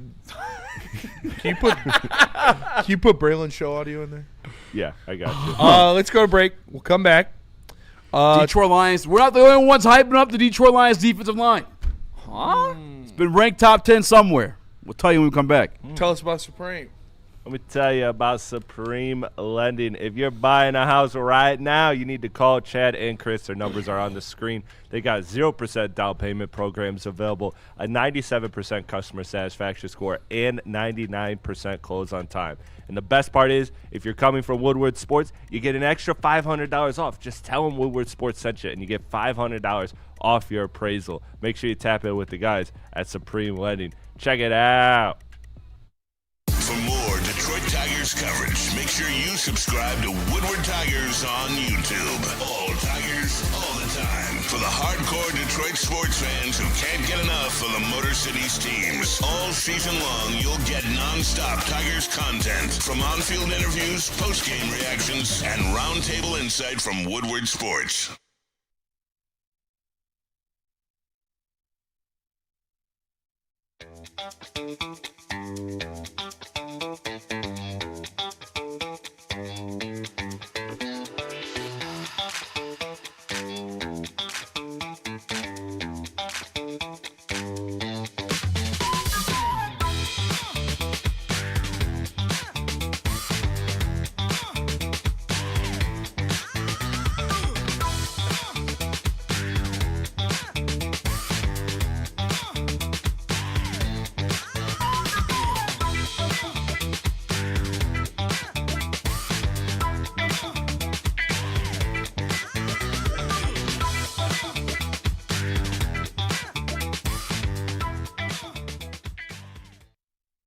It's game on at Art and Jake's. Wings, burgers, pizza, and ice-cold drinks served up with attention to detail. Wall-to-wall TVs, great service, and a vibe that keeps your crew coming back. Art and Jake's, a sports bar setting with a fine dining flavor.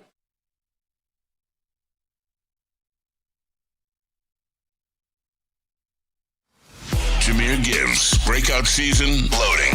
Inside the 5, Gibbs to the end zone, touchdown! Woodward Sports, the most dominant Detroit sports coverage around.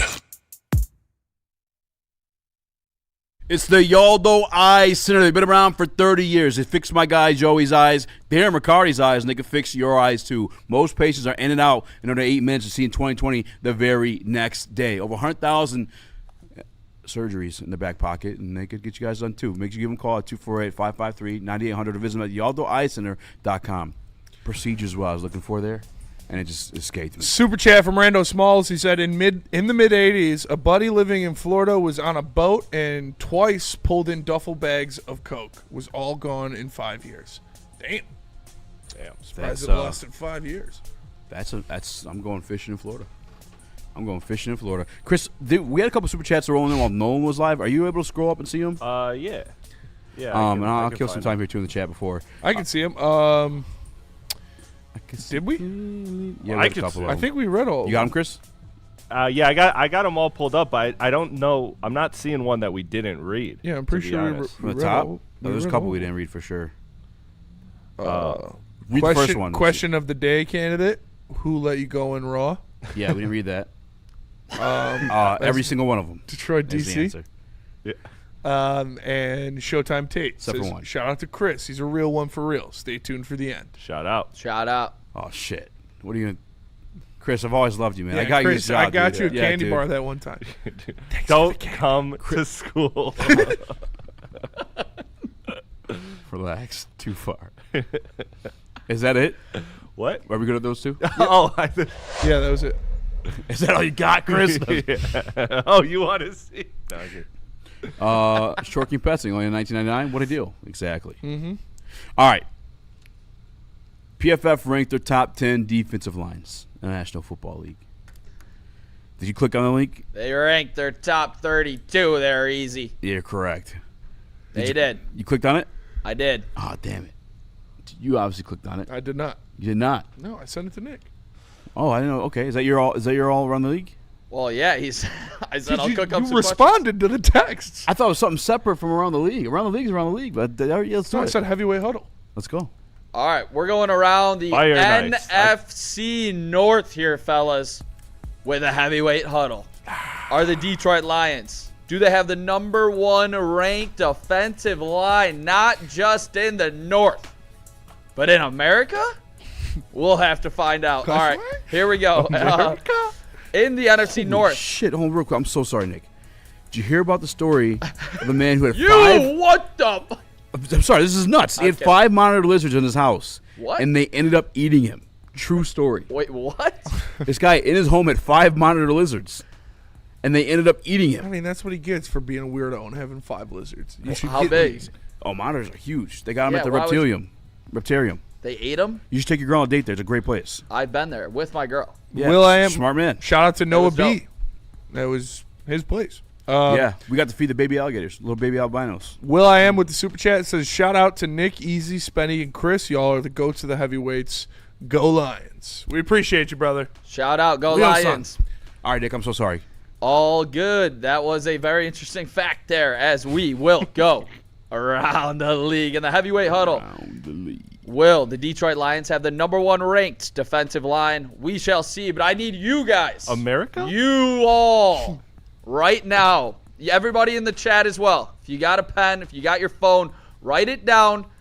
Rank your NFC North defensive lines according to PFF. Oh, fuck. That's actually a good one.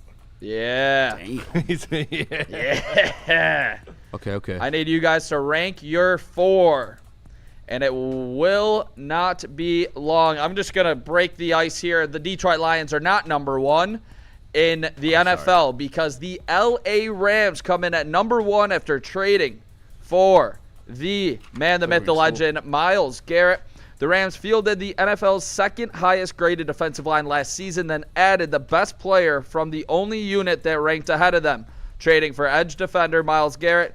Garrett joins fellow edge defender Byron Young, interior defensive lineman Kobe Turner, giving an LA trio that combined for 227 pressures. God damn. Last season. That's a trio. They didn't even mention Fisk. Yeah. Or Poona Ford. He's pretty good, too. Wow.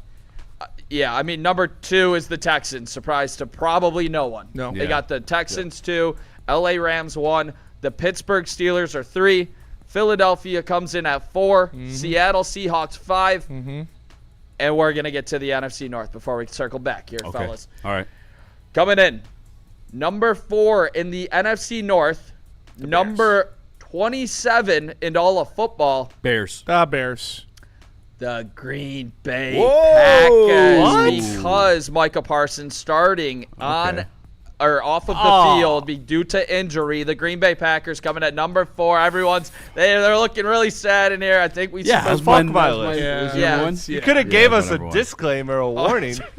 No, we all got it wrong. Yeah, we're not going to factor in a top 3 edge rusher in the league. What?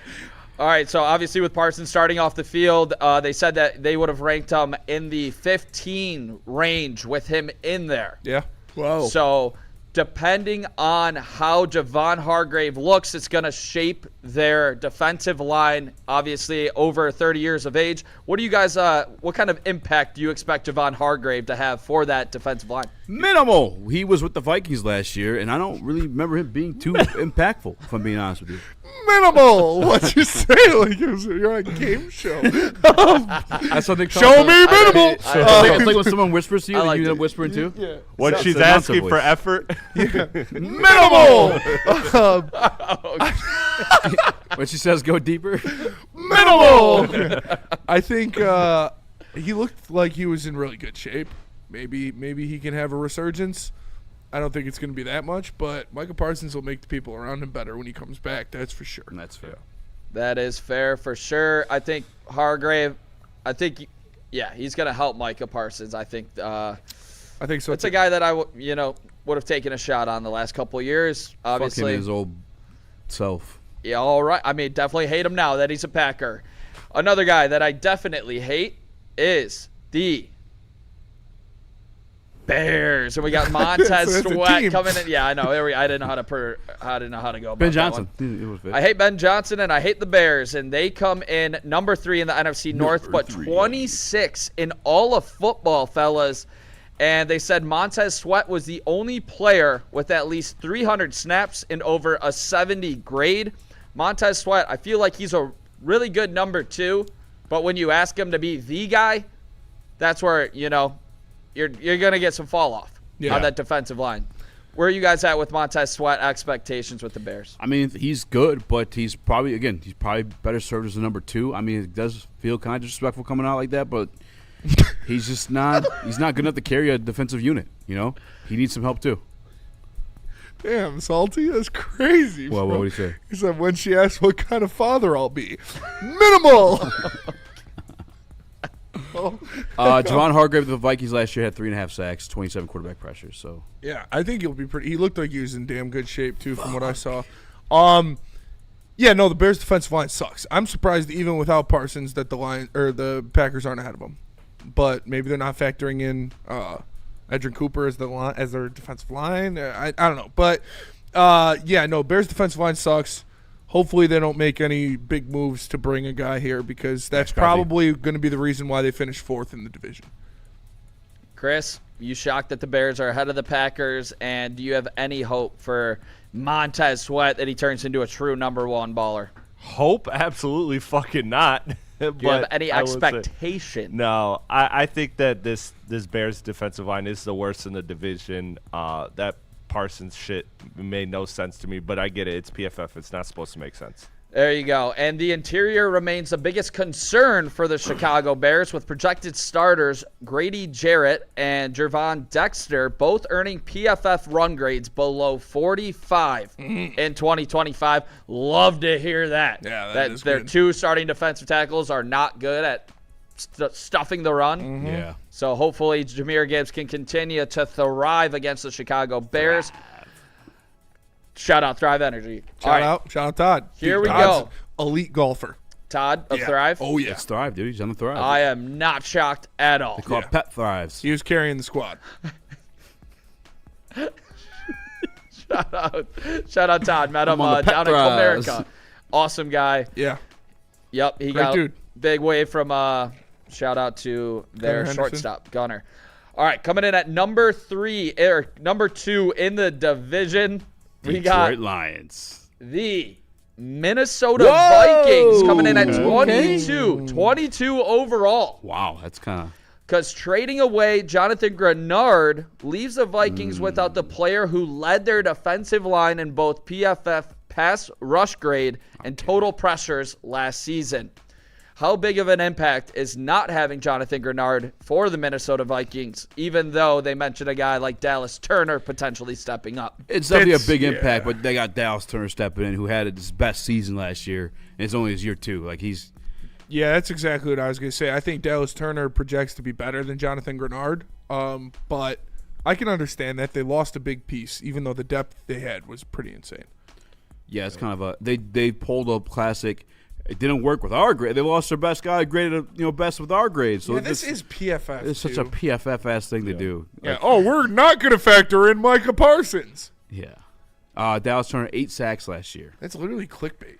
They're doing it so Green Bay Packers fans will be and that's with the only. We're the worst defensive line. We got Micah Parsons. They did say they would rank him 15th. bitches. They did say they would rank him 15th, to be fair, with Parsons in there. Yeah, but that's the fine print. That's not what the headline says. 32. Headlines say the worst. Sacks aren't end all be all, but yeah, Jonathan Grenard, he had. Where's it at? Oh, damn. He had like 11, right? 11 No, he only had 3 sacks. Oh, what? Grenard? I think. Mm-hmm. Only 3 sacks last season. He only played 12 games. Fuck PFF, dude. I'm sorry I sent this. Fucking PFF. Here we How go. is he the highest graded guy with 3? Because they suck. Maybe he's filling They're his broke. hole real good. Here we go. James Pierce Jr. and Jalen Walker were actually Pierce the Jr.? worst defensive line because Pierce is obviously suspended and Jalen Walker tore his ACL. So the Falcons going all in on the 2 defensive ends who all of us liked coming out of that draft. They were good when they were playing. But James Pierce Jr. had, 10 sacks his rookie year? He was a beast. maybe even more. Just an absolute crash. It took 12 cops to get the guy to stop. Yeah. Monster. All right. Shout out to the 10.5 Falcons. sacks They his had rookie year. That's insane. That's Derek Moore numbers. All right, what do they have to say about the Lions? So the Detroit Lions come in at number 10, but first in the NFC North. Aiden Hutchinson returned in 2025 and showed no signs of decline after suffering a broken leg in 2024. His 100 pressures led all players during the regular season, while his 92.1 PFF pass rush grade ranked 3rd. Aiden Hutchinson, everything we just heard from Dave Brikett. Fellas, where is the ceiling for Aiden Hutchinson in 2026? Defensive Player of the Year. Which one? Could be that. Defensive if Player of the everybody Year along the is line ceiling. is playing the role. Yeah, it could be DPOY. Why not? Yeah, I mean, you look at the pace he was on before he got injured to break the sack record, to be 25 sacks in a season and just insane stuff. You're playing bad teams again. You're playing bad quarterbacks again. You're playing bad offensive lines again. You have, I think, I've said it. I think we all pretty much agree that it's on paper the best defensive line that Dan Campbell and Brad Holmes have had. Calvin Shepard has gone and hit the books and studied ways how to get creative pressure, which I'm assuming is going to include getting Aiden Hutchinson to the quarterback faster. I think the ceiling for Aiden Hutchinson is to be the best defensive player in football. I think Spinny made a great point with bringing up the schedule and experienced quarterbacks. I got to take a peek at these offensive lines I want to look at now too. But, yeah, alongside with Lee McNeil coming back fully healthy, Ty Williams taking a jump in his sophomore season, I don't think DPOY is crazy. Because beyond, if he doesn't have, the insane sack numbers, I think where Aiden Hutchinson's discounted in this conversation is his just on-field awareness. This guy in multiple different games now has gotten interceptions. I mean, last year – didn't fall for the okey-doke against Matthew Stafford. Almost took that bitch back for 6. Yeah, that was so I think he's more impactful than just the sacks and quarterback pressures that he constantly is bringing. I think Aiden Hutchinson impacts you in the pass game too, so I don't think that's crazy. Other blurb on it was Detroit has been searching for a consistent complement to Hutchinson off the edge and will have high hopes for second-round pick Derek Moore to fill that role. They didn't mention DJ Wanham at all? Not mentioned. Dude, PFF sucks, man. These guys fucking suck. They literally just watch. They look at headlines and they rage bait. Like, you guys fucking suck, dude. They want to be contrarian and everything. By the way, got into our boy Pete Bukowski. Ratioed him, by the way. Nice. PFF did or you did? I ratioed Pete Bukowski's because he PFF did a top 10 coaching list. Our guy Dan Campbell, I think it was like 4 or 5, just ahead of LaFleur. And he's like, oh, whatever. You know how Pete is. He's fucking an ultimate Packers homer. Yeah, and I quote you with obvious facts. Whooped his ass in 22 with nothing to win for it, just to keep you out of the playoffs, out of the fucking hate. Yep. Like, fuck you. Whooped them with Dan Skipper at left tackle and a backup defense across the league. Guys coming off the bus that week. Jack Campbell says that's his favorite game ever. He had guys he met that week. He had no clue. Went to war with them, won the game on prime time. That is pretty sweet. And then, in fact, I mean, outside of that, too, I think he's also turned around one of the worst franchises in the National Football League. LaFleur inherited Aaron Rodgers. Like, do shit. Yeah. It's Dan Campbell all day, but then he brought up LaFleur EPA. Take your EPA. Turn sideways. Yeah. And shove it straight up your candy ass, bro. That's all you got to stand on is DC all Did day. you ask him about the Speepa? I did. I should have brought up the Speepa. You should hop in there. Yeah, hey, what about his Speepa, bitch? Super chat from Phil. He said, what is your favorite donut? Mine is chocolate glazed, chocolate frosted. Double chocolate. That's good. That's a good mixture. I'm It's going Boston cream. I think it's called Boston cream, right? Yeah. Fire. I don't like cream-filled stuff. I used Except to not for, like cream-filled stuff, and then I met your mom. No, I do now, I guess. It's a different cream, though. I'm going to give a quick free shout-out. Yeah. Quick free shout-out. Yellow Light. Phenomenal place in Detroit. They got 2 of them. Donuts? I love a good donut, dude. They got like a Fruity Pebble one. Incredible. Fucking fresh Krispy Kreme's hard to beat. Yeah. Straight up. That's fair. Those bitches, I could put down endless Krispy Kremes. Detroit staple donuts. You guys ever had Dutch donuts? Dutch donuts are great. Fucking Dutch crack. donut. I also like the That sounds like something disrespectful you do to Shorty. Not like the Dutch A donut. Dutch donut. I gave you the Dutch donut, baby. That's why I gave your baby mama a Dutch donut. Probably is. Yeah, she was looking like a Dutch donut. You know? She looked like a Dutch donut when I was done with it. I like the like cake ones, like the cake glazed one, not the crawlers or curlers or whatever they're called, but like the cake glazed ones. Those are good. I'm not sure if I've had those.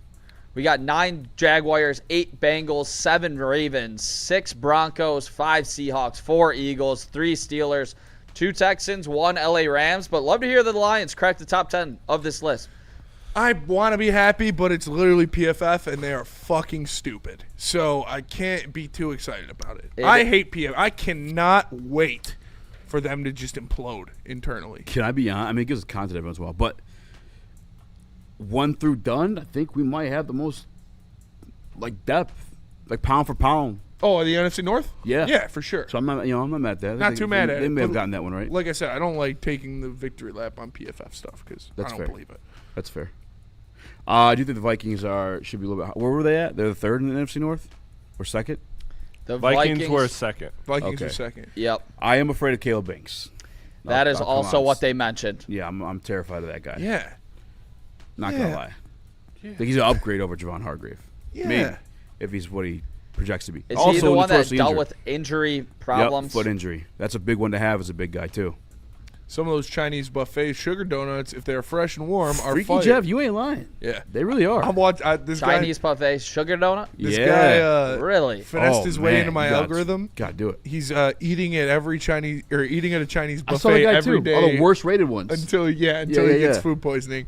It's pretty funny. That's awesome. And he gets like all the nasty stuff. Like he gets like this shit that you shouldn't get at a Chinese buffet, like cheese and stuff that's been sitting out underneath lamps. Burritos. Yeah, it's pretty funny. I got my favorite random one that popped in my algorithm is a guy who fights one of his followers like every day. So get knocked the fuck out. He's been knocked out like 3 times. He just keeps going. Oh yeah, I've seen that guy. That shit is funny. Yeah, that's wild. Listen. I love a good Chinese buffet. I have never had a Chinese buffet. What?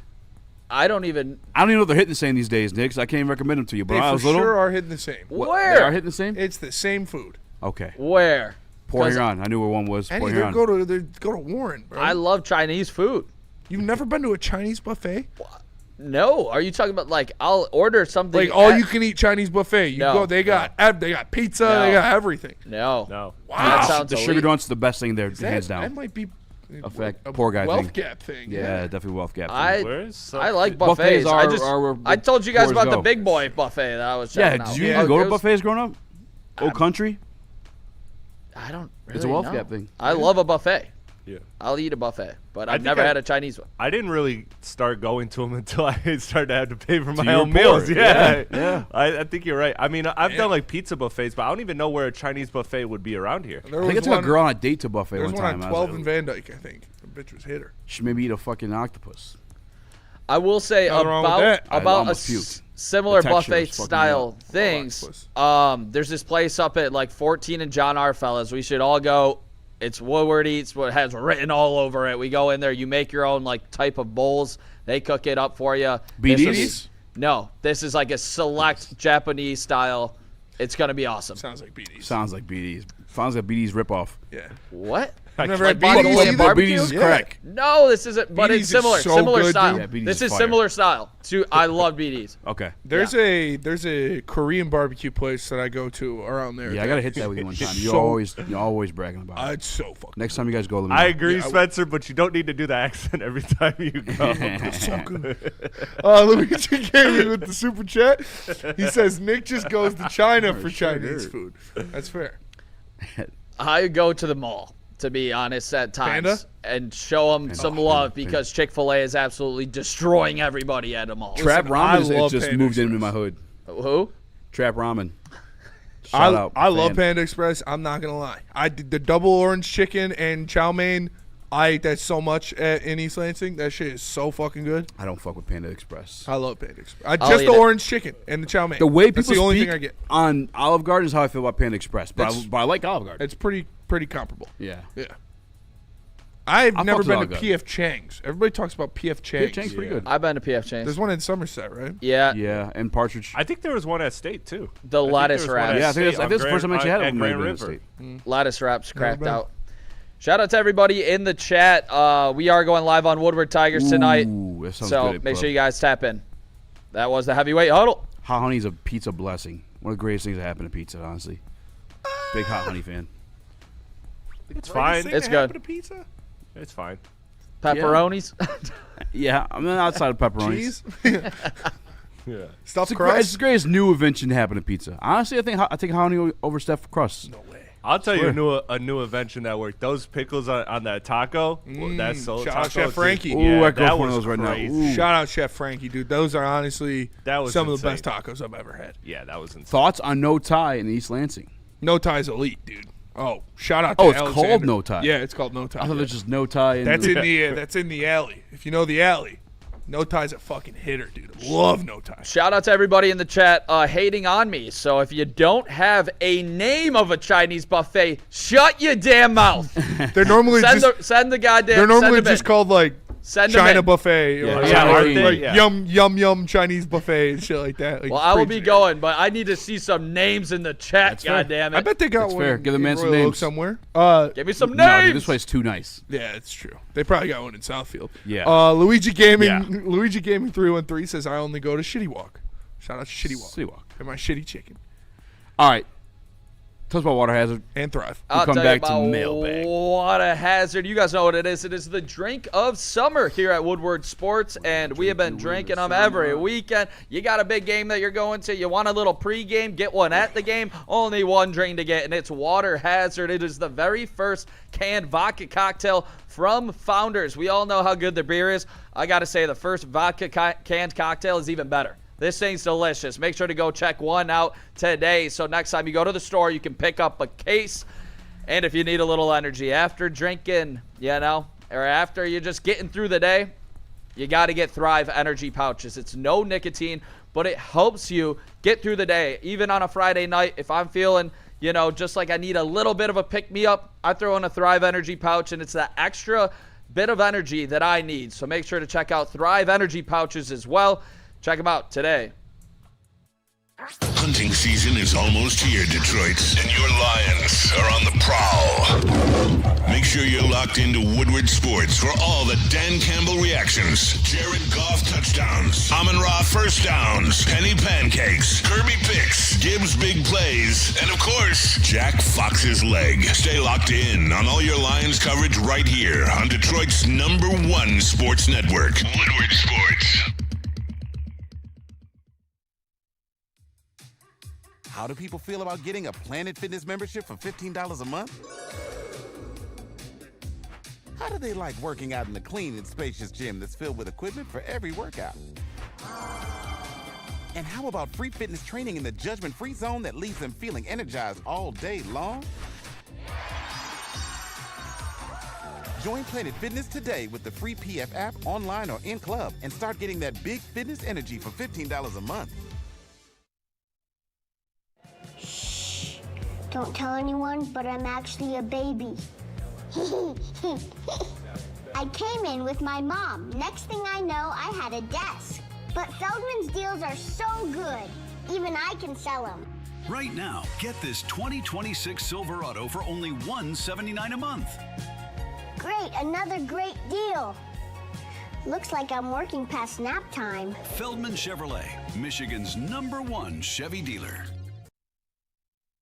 For more Detroit Tigers coverage, make sure you subscribe to Woodward Tigers on YouTube. All Tigers, all the time. For the hardcore Detroit sports fans who can't get enough of the Motor City's teams. All season long, you'll get non-stop Tigers content from on-field interviews, post-game reactions, and roundtable insight from Woodward Sports.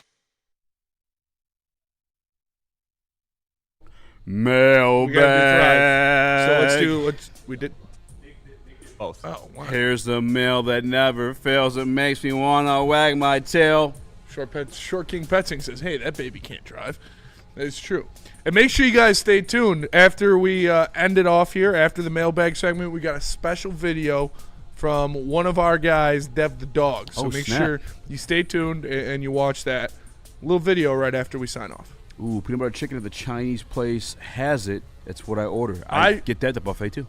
I like the boneless short ribs and almond chicken. Those are normally my my go-to at Chinese. I gotta hurry up and go home. You guys are making me hungry. I'm a beef chop suey guy. Beef chop suey. My dad always Wake got up! it, and I. Wake up! Why'd you leave the keys on the table? Here you go, create another fable. You wanted to grab a rest, put a little makeup. You wanted to hide the scuffs, fade away to shake up. Why'd you leave the keys on the table? Why don't think you trust in my self-righteous unalive? I cry when angels deserve to die.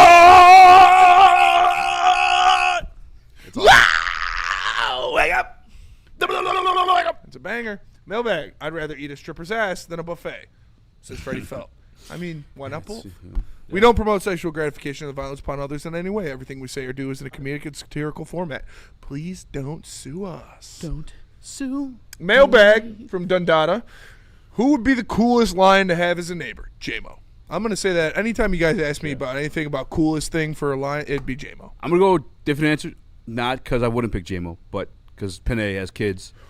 Fellow good dad, I'd pick Panay. Or Tate Ratledge / Cade Mays. Smoked meats all the time. They're big meat guys. That would be actually a great neighbor, and they probably party too. Yeah, for sure. For sure party. J-Mo, I just feel like, because I like to smoke blunts on my porch a lot. So I feel like if I did that, J-Mo pulling in the house every now and then, and the rest is history. I'm editing the Dave Brikett video as we speak, chat, and I see the audio was pretty low. Yeah. It was. Yeah, we're going to hike it up. So if you guys do want to hear what Dave Brikett was saying in the first half of that interview, stay tuned. After the show, we'll get it up, and the audio will be corrected. Should be up in the next half hour or so. Just make sure that you split the clip where, because it definitely got fixed at that. No, yeah. Jaco Craig says Amon-Ra. I think Amon-Ra would be an awful neighbor.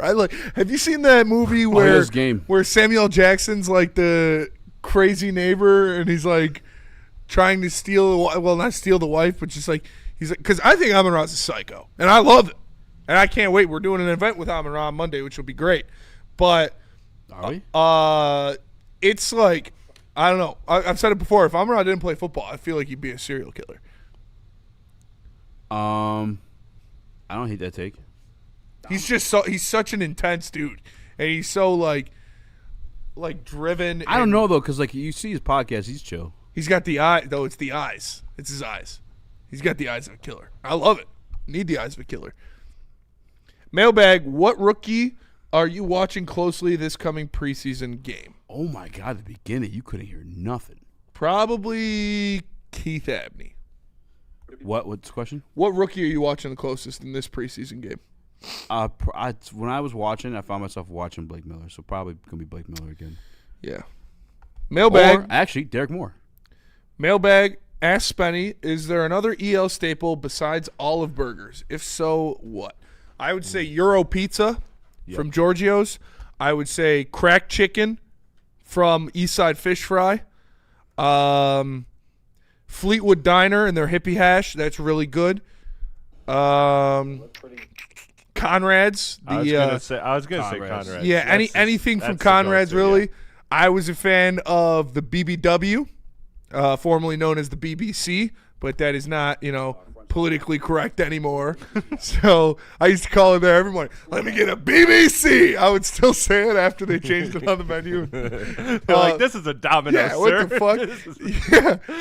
It's the big breakfast crunch wrap or con wrap. So it's it's got eggs and sausage and cheese, and it was so good.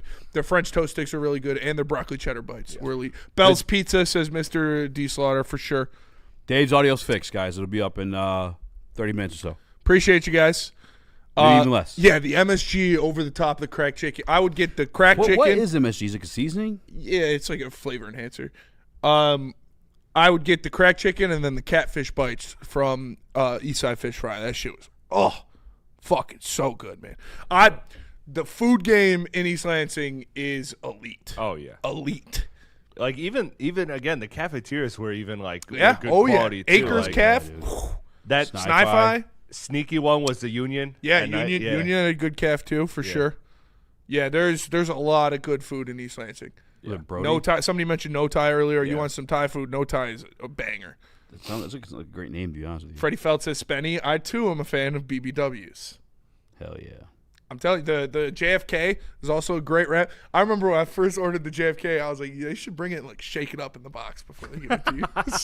so it's just a mess when you open it. Yeah. That's crazy.